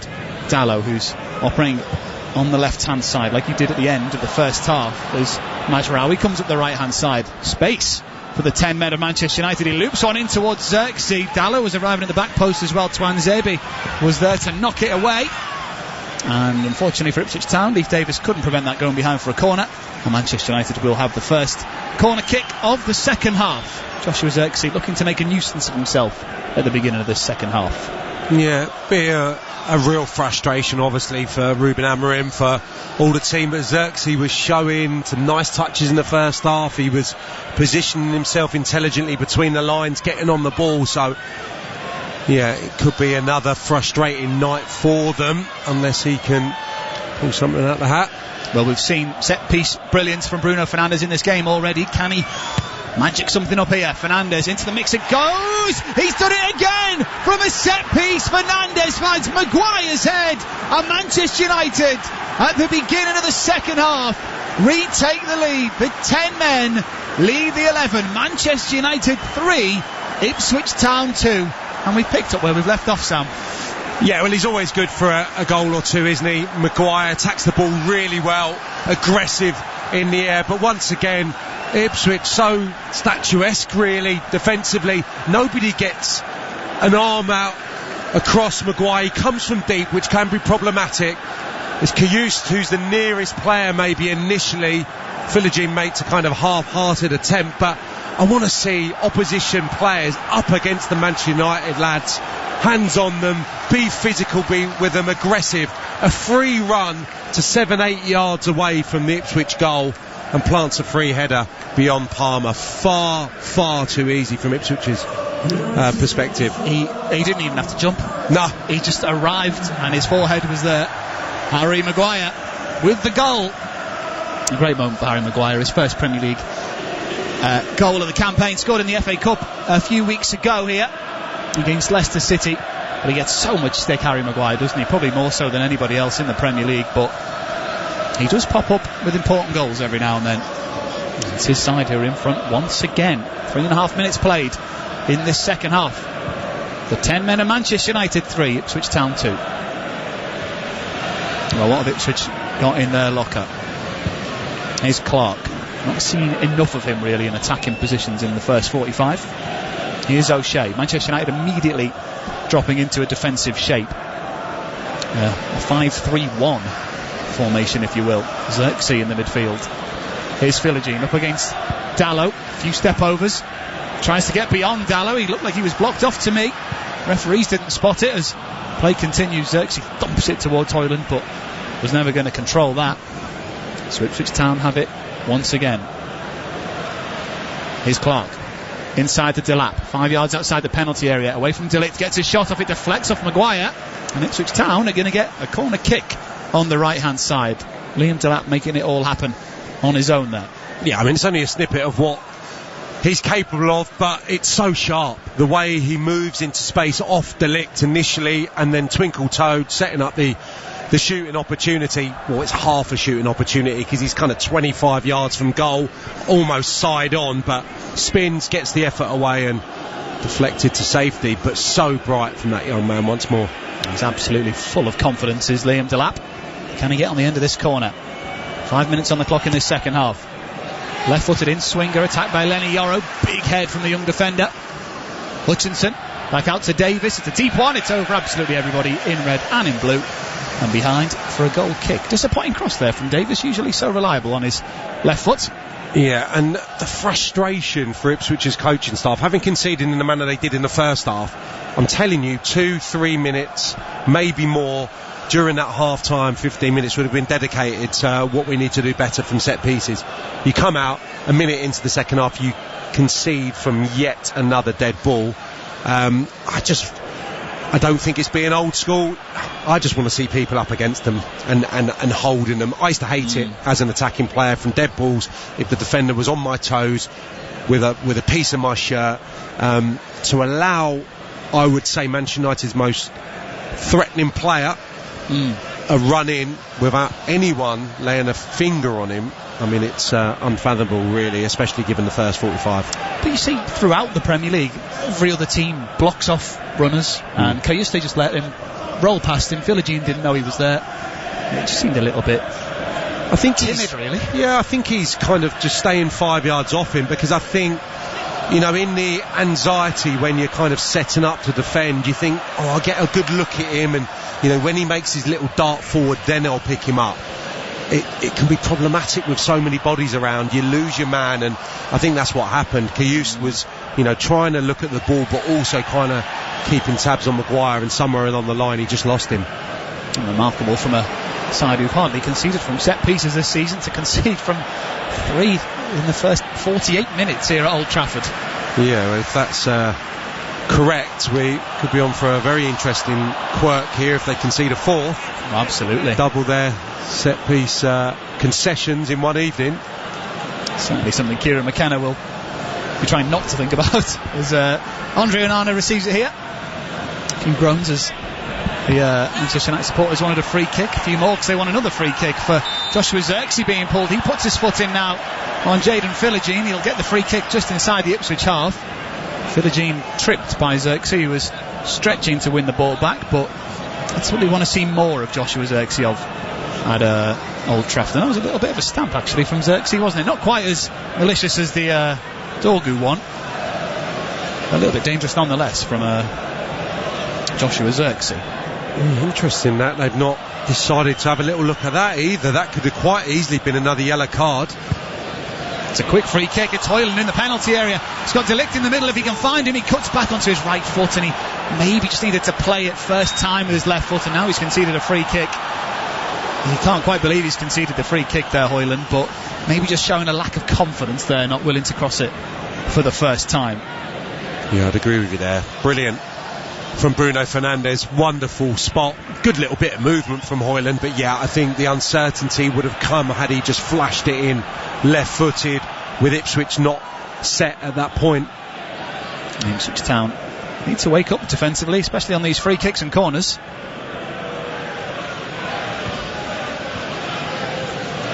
Here's Kayuste. Morsey. Greaves, he's got options out wide in the form of Davis and Clark. Goes inside to Delap, who takes a heavy touch, holds his hand up in the air to apologise for the poor touch. Agate is taken out by Clark. Kayuste looking frustrated. The ball significantly harder to control in these conditions. Yeah, the hardest thing for United is clearly going to be getting up the pitch, isn't it? Because you're right, 5, and then you've got the 3 midfield, quite compact, and you're going to have Hoyland down the middle just trying to spring, but getting the ball up the pitch with any kind of quality is going to be problematic. A couple of famous United faces in the executive area. Steve Bruce there, Brian Robson there, and is that Dennis Irwin sat alongside him?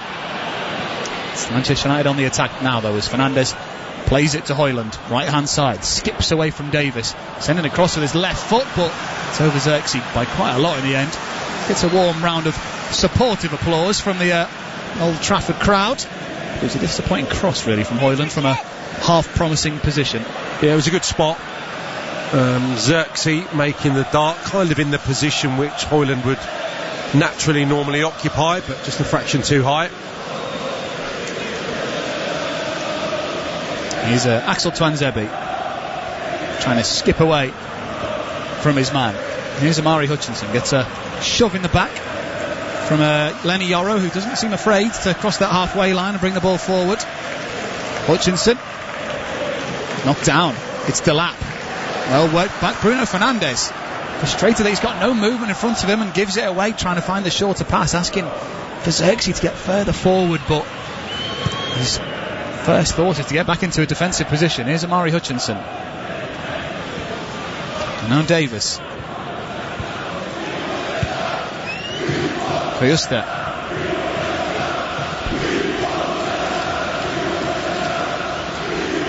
And now Greaves. O'Shea. Tuanzebe. 20 yards outside the penalty area. Shifted out to the right. Philogene 1-on-1 with Dallow. Who'd you fancy here? He goes back to Hutchinson. Morsey. Back to Hutchinson. Manchester United trying to just hurry the Ipswich players into going backwards. Hutchinson a target, but Fernandes tracks his man. Good covering from the Manchester United number 8. Long ball forward for Hoyland to chase, but it'll go all the way through to the Ipswich Town goalkeeper Palmer.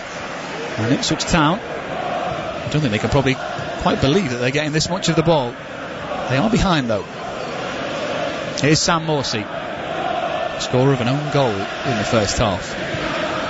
Philogene got Twanzebe on the overlap, but he'll go inside. Delap's found space. Maguire's up against them, and the Manchester United defender does enough to get his body in the way, and it'll ricochet off his foot and behind for an Ipswich Town corner. But he found some space there, Liam Delap. He did, but I thought it was brilliantly defended by Maguire. He's afforded a little bit too much space to get into the pocket, but then Maguire reads his intentions, spinning, trying to get the strike away again, just a sign of the confidence that he's playing with. Easy just to play back the way you're facing and set a teammate, but he wants to spin, wants to be positive and get strikes away. He's the man to make it happen, Liam Delap.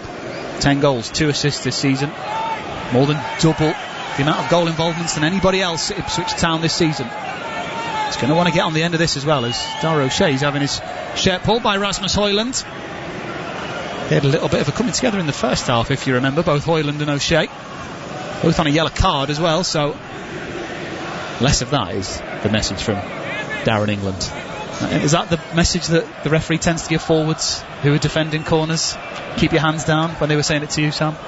Probably. It was my biggest nightmare, I think, going back and having to defend when you spent all your life trying to get away from people. Ipswich sending the corner. Maguire with the header. Fernandes with the second one. Clark back to Morsey, well defended by Manchester United. They have dealt with those relatively well in this game. Amari Hutchinson sends one to the back post, attacked by O'Shea. Greaves goes for the second ball, but Mazraoui beats him to it. Clark dispossessing Ugarte in a dangerous area. Cayuste strikes, blocked by Maguire and De Ligt.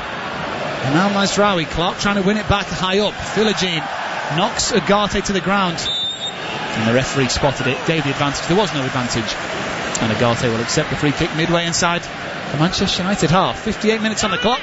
10 men of Manchester United 3, the 11 men of Ipswich Town 2. Yeah, just starting to rally a little bit.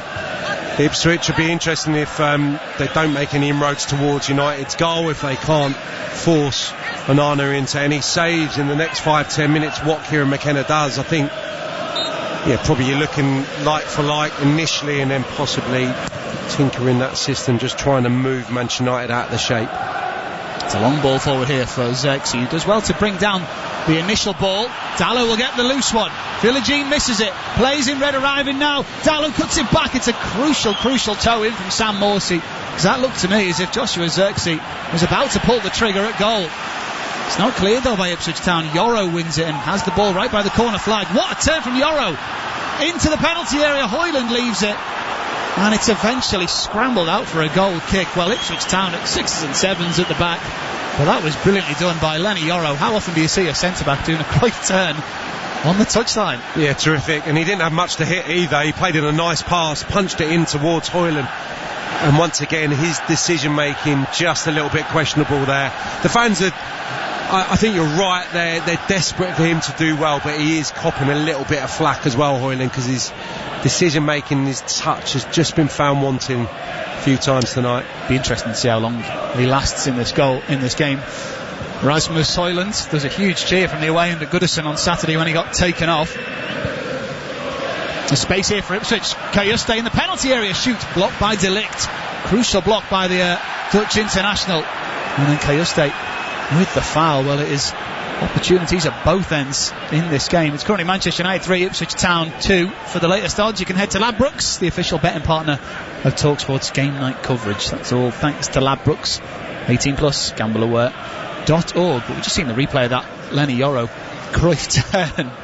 Did you have that in your days? Yeah, I would say so, yeah. They've all got it these days though, haven't they, up the pitch? And seeing it back, I mean, it was there for Højlund to swing his left foot at. It was right at him. He just thought that there was potentially a teammate in a better position just behind him, but just went to a blue shirt. So a let-off. You would hugely fancy United if they were to get a 2-goal cushion, but as it is with the substitutions to come for Ipswich, still anyone's game really in the balance. Yeah, there is a lot of attacking options on the bench this evening for Ipswich Town. Joshua Xerxes just picked up a yellow card for a tackle on Greaves. In fact, I think it might have been Ugarte who made the foul, but Xerxes got a yellow card. I'll confirm that for you when I can. Yeah, Sammy Smodix is on the bench. You've got George Hurst, Nathan Broadhead, all forward players who can influence a game off the bench. Manchester United, very few options in terms of experienced players on the bench. Here's Delap, pushed to the ground seemingly by Harry Maguire.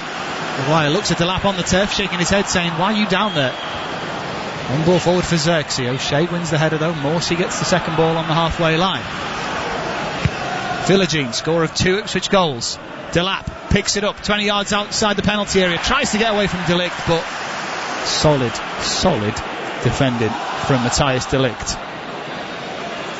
Here's Rasmus Højlund in his own half, shoved in the back by Davis, but manages to find Nasser Mazraoui. We'll go back to Maguire, and Manchester United defence will enjoy a little bit of possession, which they've not had too much of in this second half.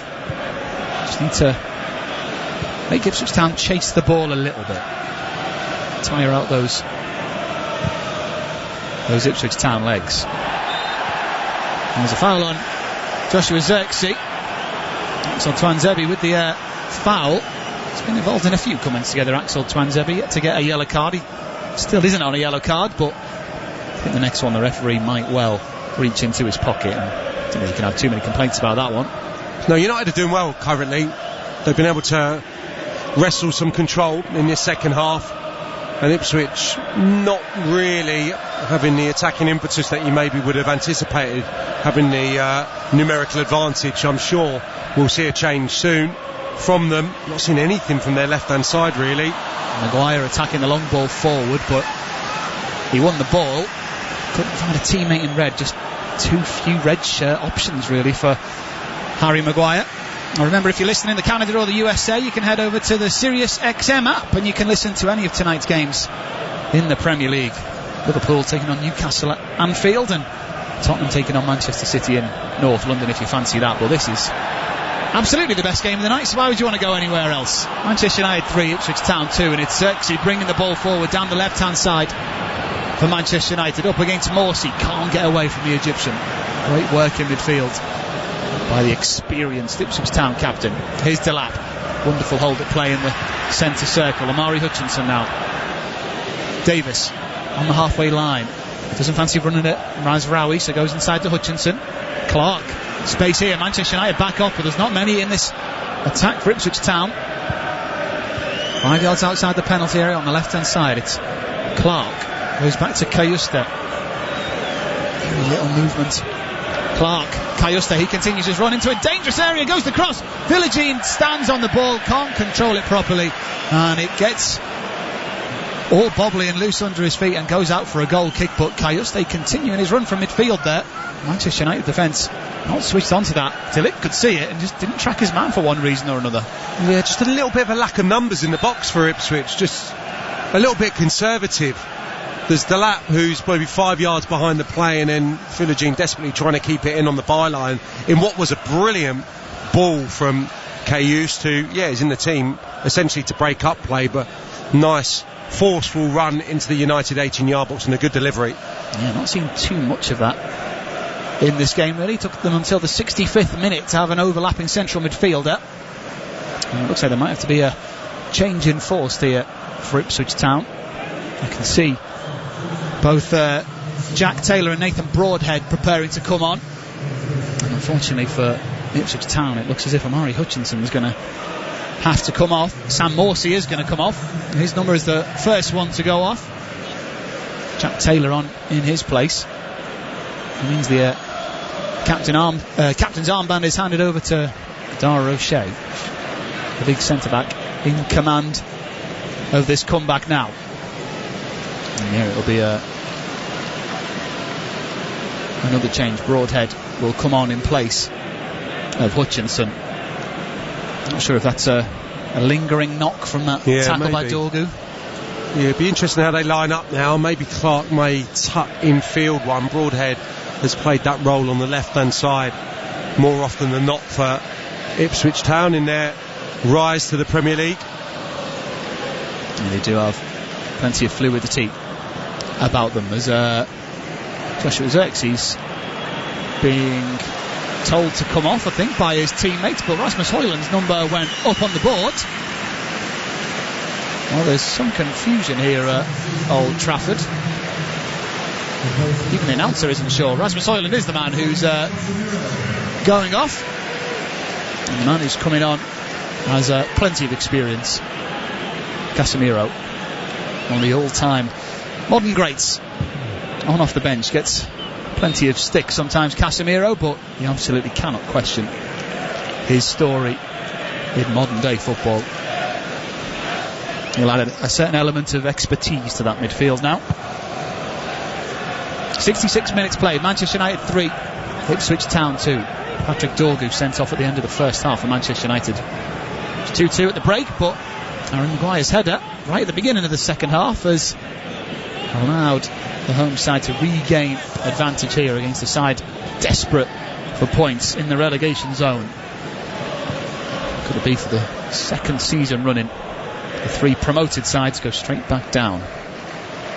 Here's Nathan Broadhead, first touch for him. Goes over to Philogene, back to Broadhead, the Welshman, back to Twanzebe. Now Greaves, advancing down the left-hand side for Ipswich Town. Away from Agate, who forces him into the pass. Clark, Jack Clark that is. Koyoste, Twanzebe, Philogene, one-on-one with Dallo, onto his left foot. Didn't cross it, there was 3 in the box waiting for it. Koyoste, Philogene, couple of step overs. Can't get his cross in though, Fernandez is in the way. Twanzebe, was he in an offside position? The flag stays down. This all happening down the Ipswich Town right hand side.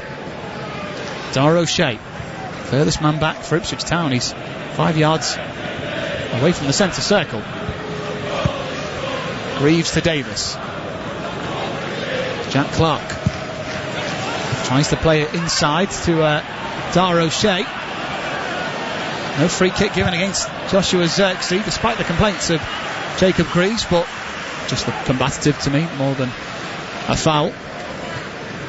Yeah, it looks like the impetus has come into the Ipswich game now, with centre halves stepping in into the final third, looking like they're loading the box a little bit more. I think that changed Jack Taylor for Morsey, brings them a little bit more goal threat. Taylor's want to get into the box is more obvious than that of Morsey, so I think just slightly making them a little bit more attack minded, more of an attacking look to them rather. It's 3 very big, very impressive centre backs that they've got to try and break down. It's going to be no easy feat for the side. Sat 18th in the Premier League table at the start of the day. Is Nathan Broadhead. Everybody back for Manchester United in their 5-3-1 formation. Zirkzee at the tip of the attack, pretty much acting as a central midfielder at the moment though, Joshua Zirkzee. Here's Davis, skips inside away from Agate, all too easily. Broadhead tries to feed it into the lap. Oh, the ball's passed back by Delict to Onana, who didn't expect that. The 2 former Ajax players almost coming together to allow Ipswich Town an opportunity there. There was a few nervous groans, to say the least, inside Old Trafford. Here's Twanzebe. And now Koyoste out wide to Twanzebe, sends in a fizzing cross, but very much a centre-back playing at right-back sort of cross, right into the hands of Andre Onana, who will take those all evening. Yeah, it was a little heavy, wasn't it, from Delict? It could have been really problematic had it been on the target. It was just going to drift wide of the far post, and Onana dealt with it quite well on his weaker left foot. He is very good at that, Andre Onana. Never seems to get too flustered when the ball's at his feet. Sometimes works against him. Another one of those players in red who gets the finger pointed at him quite a lot when it all goes wrong. He has only had 6 clean sheets in the Premier League all season. It's his side on the attack here though. Mazraoui up against Davis, slips as he tries a clever chop. A little bit too clever for him there, I think. Delap has it back for Ipswich. Now Clark. And now Liam Delap. He's got Dallo in his back, manages to hold off the Manchester United wing back. And Ipswich will start again from the back as a roll comes from the corner here at Old Trafford. The corner which houses the away supporters. Philogene bobbles up off him, up against Dallow, sends in a cross, it's towards the back post. De Lapp will go for it, but slips on the wet surface, and De Ligt is able to clear it away. Solid clearance from Matthias De Ligt. Reeves and Xerxes coming together. No foul given against the Manchester United man, so the ball will be picked up by Taylor for Ipswich. Twanzebe. Philogene, couple of step overs from him, cuts inside. Taylor was looking right, but Twanzebe was offside. He's now back onside and has it on the right side of the penalty area. Nice Philogene. Cayuste touched a little bit too slow from Ipswich Town at the moment. Greaves, 20 yards outside the penalty area, goes left. Jack Clark doesn't cross it in, cuts it back to the edge of the box. Philogene's come central. Greaves. Clark up against De Ligt. Can he get away from him? Clark digs out across. It will loop up off the right foot of De Ligt and it'll go behind for an Ipswich Town corner, and they need to make the most of these set pieces. Yeah, I think we're watching a scenario that Ipswich probably didn't imagine would play out this season. It's taken short the corner, it comes back to Taylor, who strikes a goal, doesn't connect with it cleanly, spins off the outside of his right boot and behind for a goal kick by a good few metres in the end. In that they probably wouldn't have envisaged going to one of the historic venues in English football and having all the ball and having a team sitting in and going, go on, break us down. They would have expected to just be a counter-attacking team, I'm sure, throughout the season, and tonight they would have been that had it been 11v11. So they're problem solving as it goes at the moment, and there is, as you say, there's a little bit of unknown, I think, in this predicament right now. They're unable to connect or make opportunities, and the fact of the matter is Onana still 73 minutes in hasn't made a save tonight, and I think that probably underlines the problems they're having. Here's Dallow, clever header from him. He's got 4 blue shirts around him, none in red, but he tries to dig out the arriving Mazraoui, and Manchester United just not able to get players forward quick enough to support Diogo Dallow there. It was a good break though from the Manchester United full-back. Started at right back, he's now playing left back, and we settle back into our rhythm of Ipswich Town enjoying possession. Cayuste plays it to Jack Clark. He goes out wide to Davis. He's got space here, Davis. It's a tasty ball in. It's over the head of Broadhead. Dallow swings a boot at it. Philogene will keep it in on the far side though. Jaden Philogene. Back to Twanzebe. 4 in blue in the penalty area. Has to be a good cross. It's not. Casemiro's in the way. Cayuste. Poor touch from him, but he recovers. Dallow puts his foot through it. Can't find Fernandez, but the ball will drop for Ugarte, and now Casemiro. Xerxes all on his own in the Ipswich half. He's looking around him for support. He'll have to run at Dar O'Shea, but Dar O'Shea does very well to get a foot in, and Xerxes does well as well to earn significant territory in the counter-attack. That'll do nicely. Getting them up the pitch. Small steps, I think, for him tonight. He looks like a technically good footballer. It's been obviously a really difficult few months for him, and I probably stick by what I said earlier. I don't think he's a centre forward per se, Xerxes. I think it's given me kind of Joel Linton vibes a little bit, someone that comes with a big reputation, and maybe they're just going to find that playing him in a slightly withdrawn position. I know Joel Linton's gone right back now, but I think Xerxes' awareness, his understanding and his technical abilities maybe be aligned to playing off the front rather than one playing with his back to goal. Yeah, I'd have to agree with that, as Fernandez collides with an Ipswich Town defender and throws not just one arm but both arms up in the air in frustration. Feels like a tantrum, doesn't he, Bruno Fernandes? That's the first one we've seen this evening from the Manchester United midfielder. But yeah, Joshua Xerxes, he is improving according to his manager, not necessarily with goals or assists, but in his duels won and his running and his battling. He seems to be holding his abdominal region, Joshua Xerxes. Not sure whether that was a coming together or whether it's a stretch that has made him feel a level of discomfort. Here's Dar O'Shea. Out wide to Jack Clark. Tries to slice it through the Manchester United defence. De Lapp doesn't get the ball because De Ligt intercepts, but De Ligt will run it out of play. Clark, left side of the pitch for Ipswich Town, goes inside, right-footed to Dar O'Shea. Philogene screaming for it. Broadhead gets it instead. Now Philogene. Manchester United very deep here. Philogene trying to find an angle. Has to go back to Twanzebe. O'Shea, right-footed out wide to Philogene. Not really seen him run direct at Dallo yet. Goes inside once again to Twanzebe. O'Shea. Kayusta supporting Old Trafford, growing for the home side. They're going to need their 12th man, or their 11th man in this case. As the cross comes in for Delap, it's a good turn, but there's Lenny Yoro. Good interception by the young defender, had to be there. As Dar O'Shea plays it back to his goalkeeper Alex Palmer, who didn't look quite set for that, but nobody anywhere near him in Manchester United red. And as soon as Ipswich Town get the ball in defence, Joshua Xerxes, the furthest man forward, immediately retreats to the Manchester United half. They're defending well though here, Manchester United. Davis cuts inside. Twanzebe might open up for him here. He shoots. It's blocked by Fernandez of all players. Great defensive effort shown by Bruno Fernandes. Ugarte spreads the ball for Fernandes, who keeps it in on the paint to the far touchline. Fernandes driving into the penalty area, crosses it into the box. Mazraoui was arriving but couldn't quite get there, and it will come all the way across for Palmer, who will play it out to Davis, and immediately Manchester United run back to their defensive positions.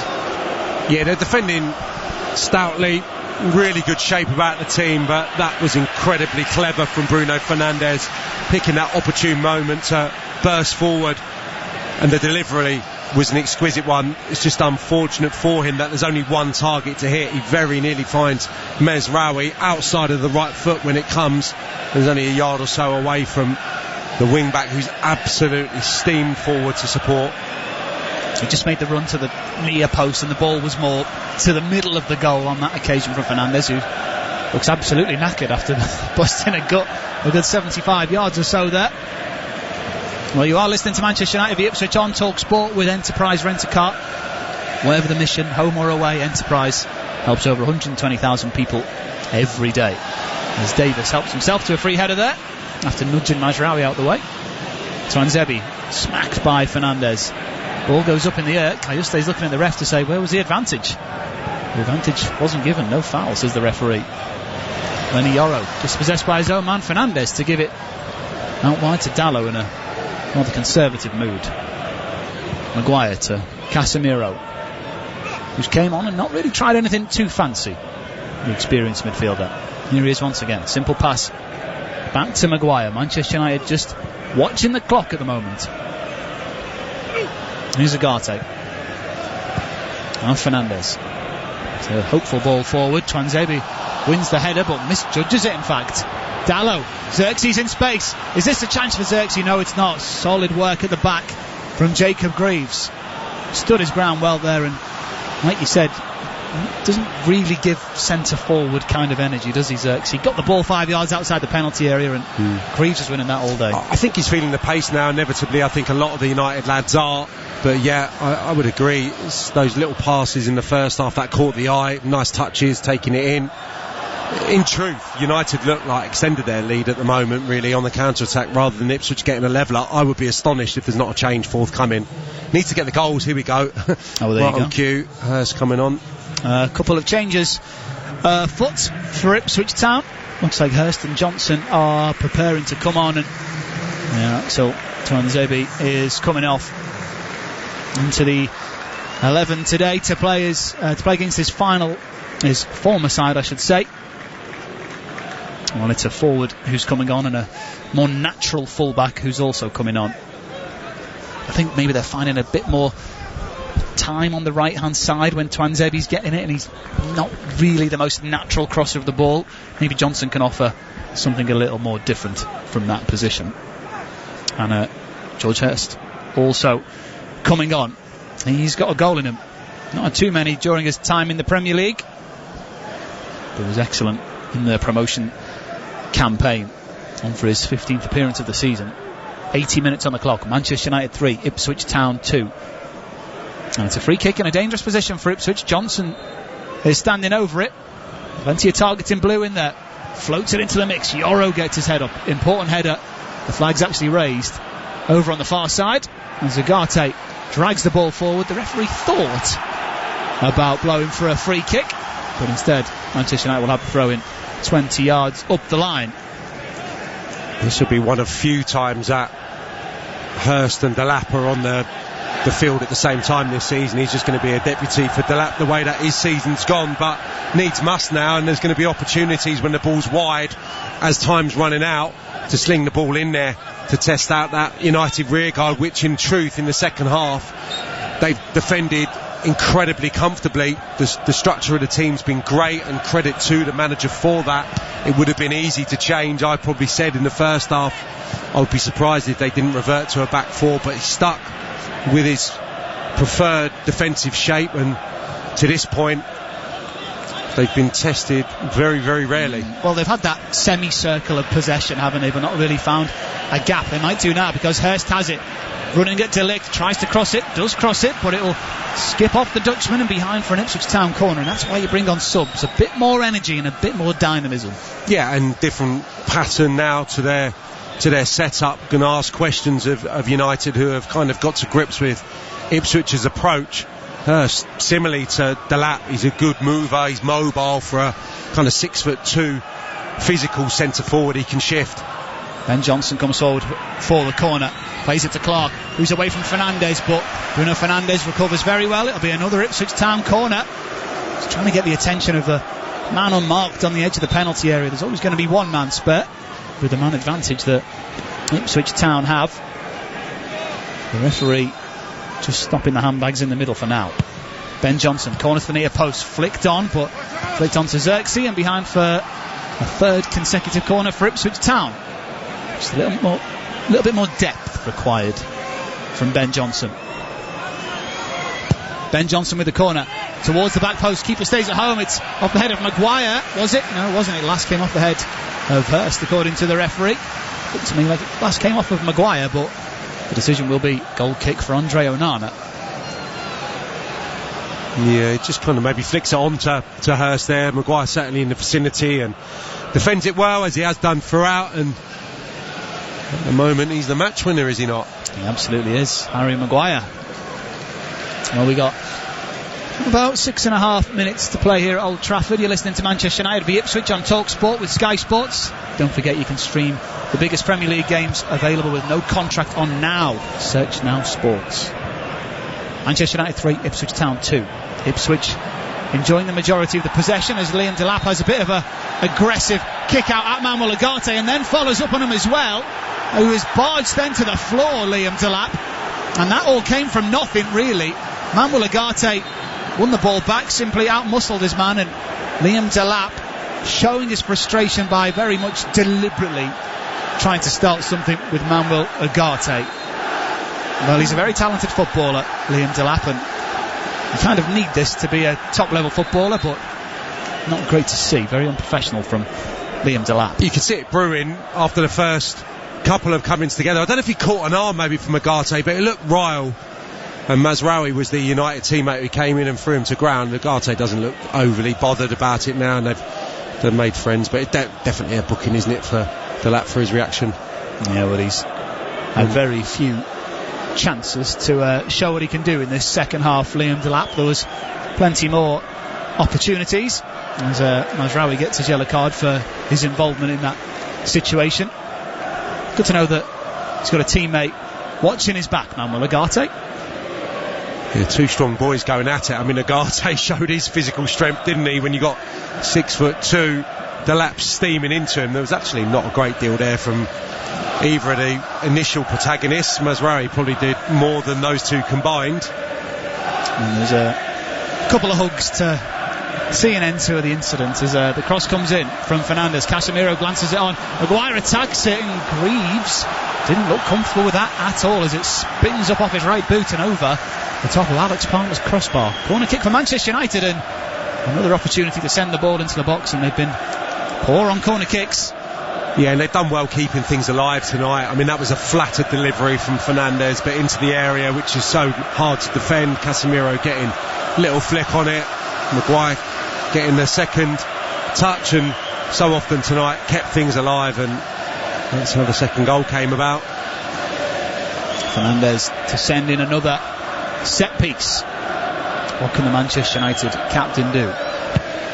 Right footed, loop into the back post. Palmer comes out, and it's the most comfortable one of the night for Alex Palmer, that, I think. Great hands shown by the New boy signed from West Brom in the winter transfer window. Had a great first half of the season at West Brom, 11 clean sheets in 30 championship appearances as they look to get a playoff place, the side from the West Midlands. I'll be devastated to lose him. Very much a excellent choice of goalkeeper for Ipswich Town. Here's Broadhead. Now Philogene. He's got Ben Johnson to his right. He's got Jens Kajusta inside. Once again, the home support showing their voice as Greaves skips away from Agate. Jack Clark, reluctant to send in the cross. Kajusta, 10 yards outside the penalty area, middle of the pitch. O'Shea, space out on the right-hand side for Philogene. Might fancy it now against Dallow. He does, shoots left-footed. Onana's there to make the save. Well, it went towards the bottom right corner. Onana saw it late through a crowd of shirts, and I don't think it really had the power to trouble Andre Onana. Good hands as he pulls that ball into himself, Andre Onana. Yeah, the first save that he's made this evening, down to his left, comfortable. You would expect Philogene to maybe whip that towards the far post, but just doesn't catch it sweet enough to really work the United stopper. I'll be happy with that, Andre Onana. I'm sure if this scoreline remains the same, once we get the full-time whistle, everyone will have forgotten about the opening goal in this game. He'll certainly be hoping so. Here's Jayden Philogene, remember, on an Old Trafford hat-trick. Hurst around the corner for Broadhead, who looked like he'd gone a little too soon, and he had. So the flag is raised against the Welshman by the assistant on the far side. I think everybody with a Manchester United scarf behind the linesman saw that offside before he even saw it. Yeah, good line. Harry Maguire, the last Manchester United player, just a step up. Clever idea. Nice execution from Hurst, ran the corner, but Broadhead just a fraction offside. Kieran McKenna back at Old Trafford. Used to be a coach here back in the day. Very much the man in charge now, but I think he'll be a little bit disappointed with how this second half's gone. They've not really kicked on from the first half, have they? No, not really. I think he'll be balanced enough to acknowledge they're coming up against really good players, and they've carried out their manager's instruction excellently since going down to 10. They've limited Ipswich to next to nothing. I wouldn't say they've carried much of a threat. That's probably continued to come from dead balls and the right foot of Bruno Fernandes, but yeah, I'm sure he'll rue the way this second half has played out. Feels like an opportunity missed. Yes, of from course, an Ipswich Town point of view, as Manchester United have possession, or at least they did until Xerxes knocked it out for a Ipswich throw-in on the right-hand side as we go into the final minute. Lenny Yoro will get a yellow card here in the final minute for kicking the ball away. Very unnecessary, really, from the world's most expensive 18-year-old. And how many years he'll have that label attributed to his name. So good tonight though, Lenny Yoro, very controlled. Here's Greaves. That's going to go up on the fourth official's board. That'll be the number one question that the Ipswich Town supporters in the away end will be asking. Here's Greaves. It's not the best of passes inside by Taylor, but Ipswich keep the ball just about.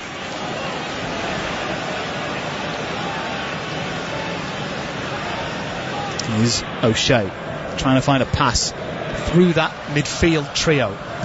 It's quite a brilliant midfield trio when you look at it on paper. Fernandes, Casemiro and Agate. 4 minutes is the number that goes up on the board.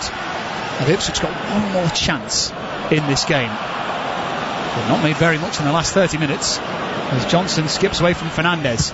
Philogene can't get away from Casemiro, who wins one tackle and then kicks the ball against Philogene and wins a throw-in. Riles up the crowd, who are patting the chest, patting the badge. Means a lot to the supporters here to see that kind of endeavour shown. And yeah, we shouldn't get away from the fact that it was a big night for Manchester United tonight as well. Buoyed by the last 20 minutes at Goodison, needed the victory against a lesser light, otherwise there would be huge problems, discontent in the aftermath of what could have been a difficult night, but it looks like they're going to get the maximum. We're into that first minute of 4 added on. It's finished between Forest and Arsenal, 0-0 the score there. And is very much looking like it's Liverpool's year. They've just kicked off the second half at Anfield. We will be going there once we're finished at Old Trafford. Manchester City 2-0 up at Tottenham. Brentford level with Everton in West London. And here, with a few moments to go, it's Manchester United 3, Ipswich Town 2. Ruben Amorim just in conversation with Christian Eriksen, who looks like he may be coming on for an appearance here. Not really seen too much of Christian Eriksen in terms of the starting 11s during his time under Ruben Amorim. Only started 2 games, in fact, but he's going to get a chance to show his face here at Old Trafford. And his contract's actually up in the summer. Christian Eriksen, be interesting to see where his career takes him. And he's got an opportunity to see a very familiar face in Victor Lindelof, who I think I'm right in saying is the longest serving Manchester United player nowadays. Into his 8th season at Manchester United, and we're still just awaiting play to start here at Old Trafford in the 3rd minute of injury time. I think there might be a little bit of confusion with who's coming off for Manchester United.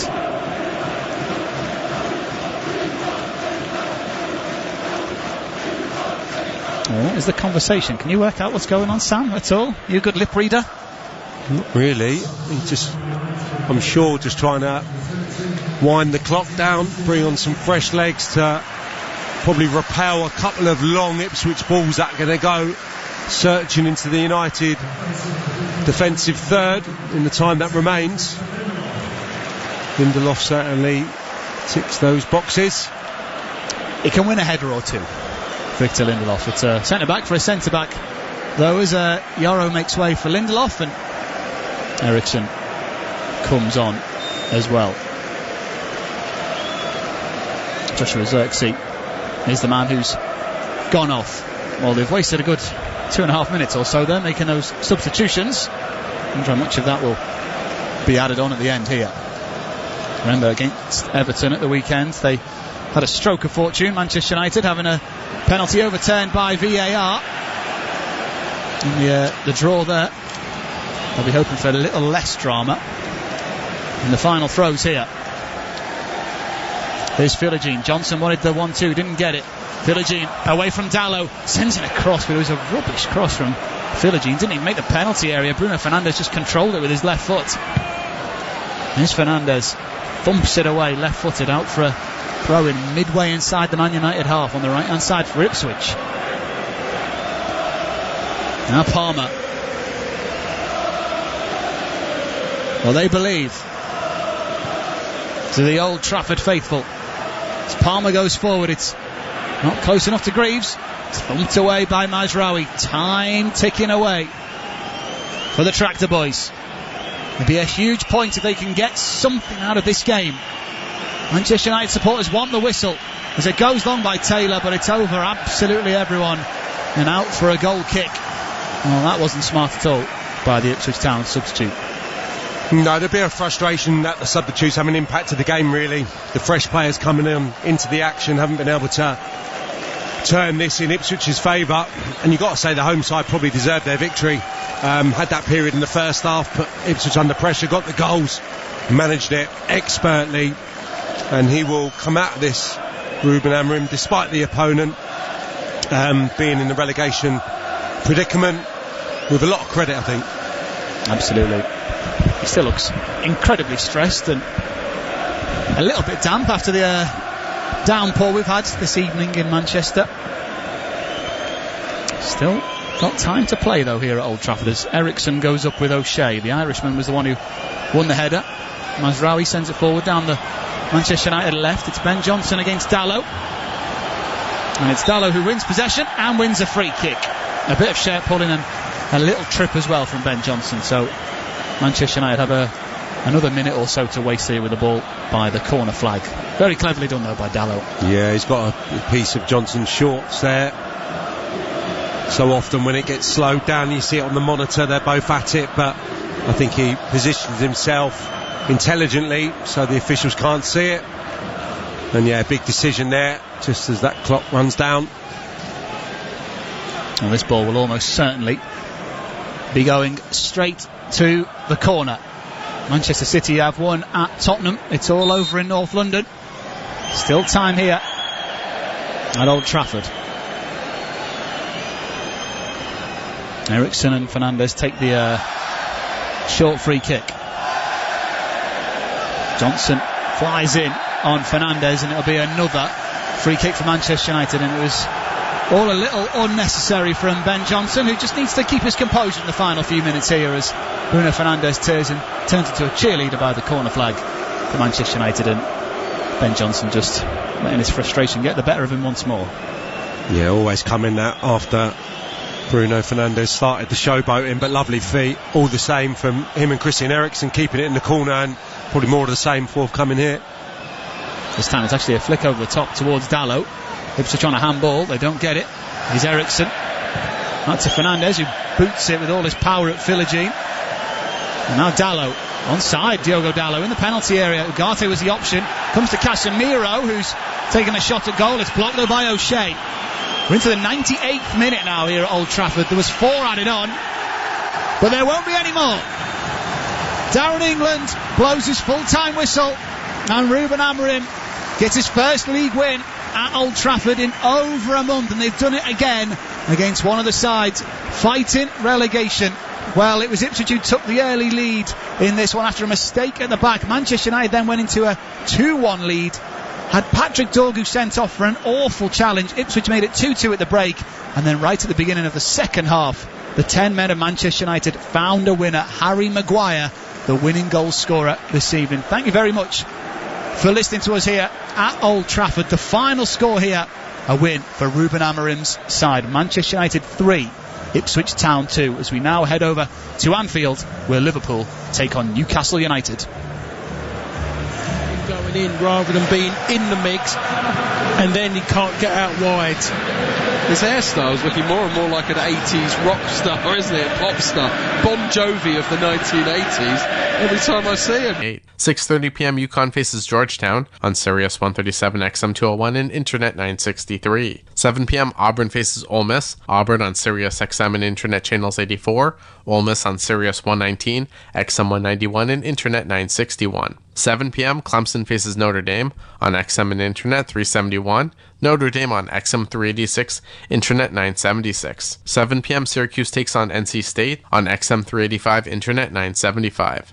7 p.m. Texas A&M faces Vanderbilt on Sirius 106, XM 190 and Internet 960.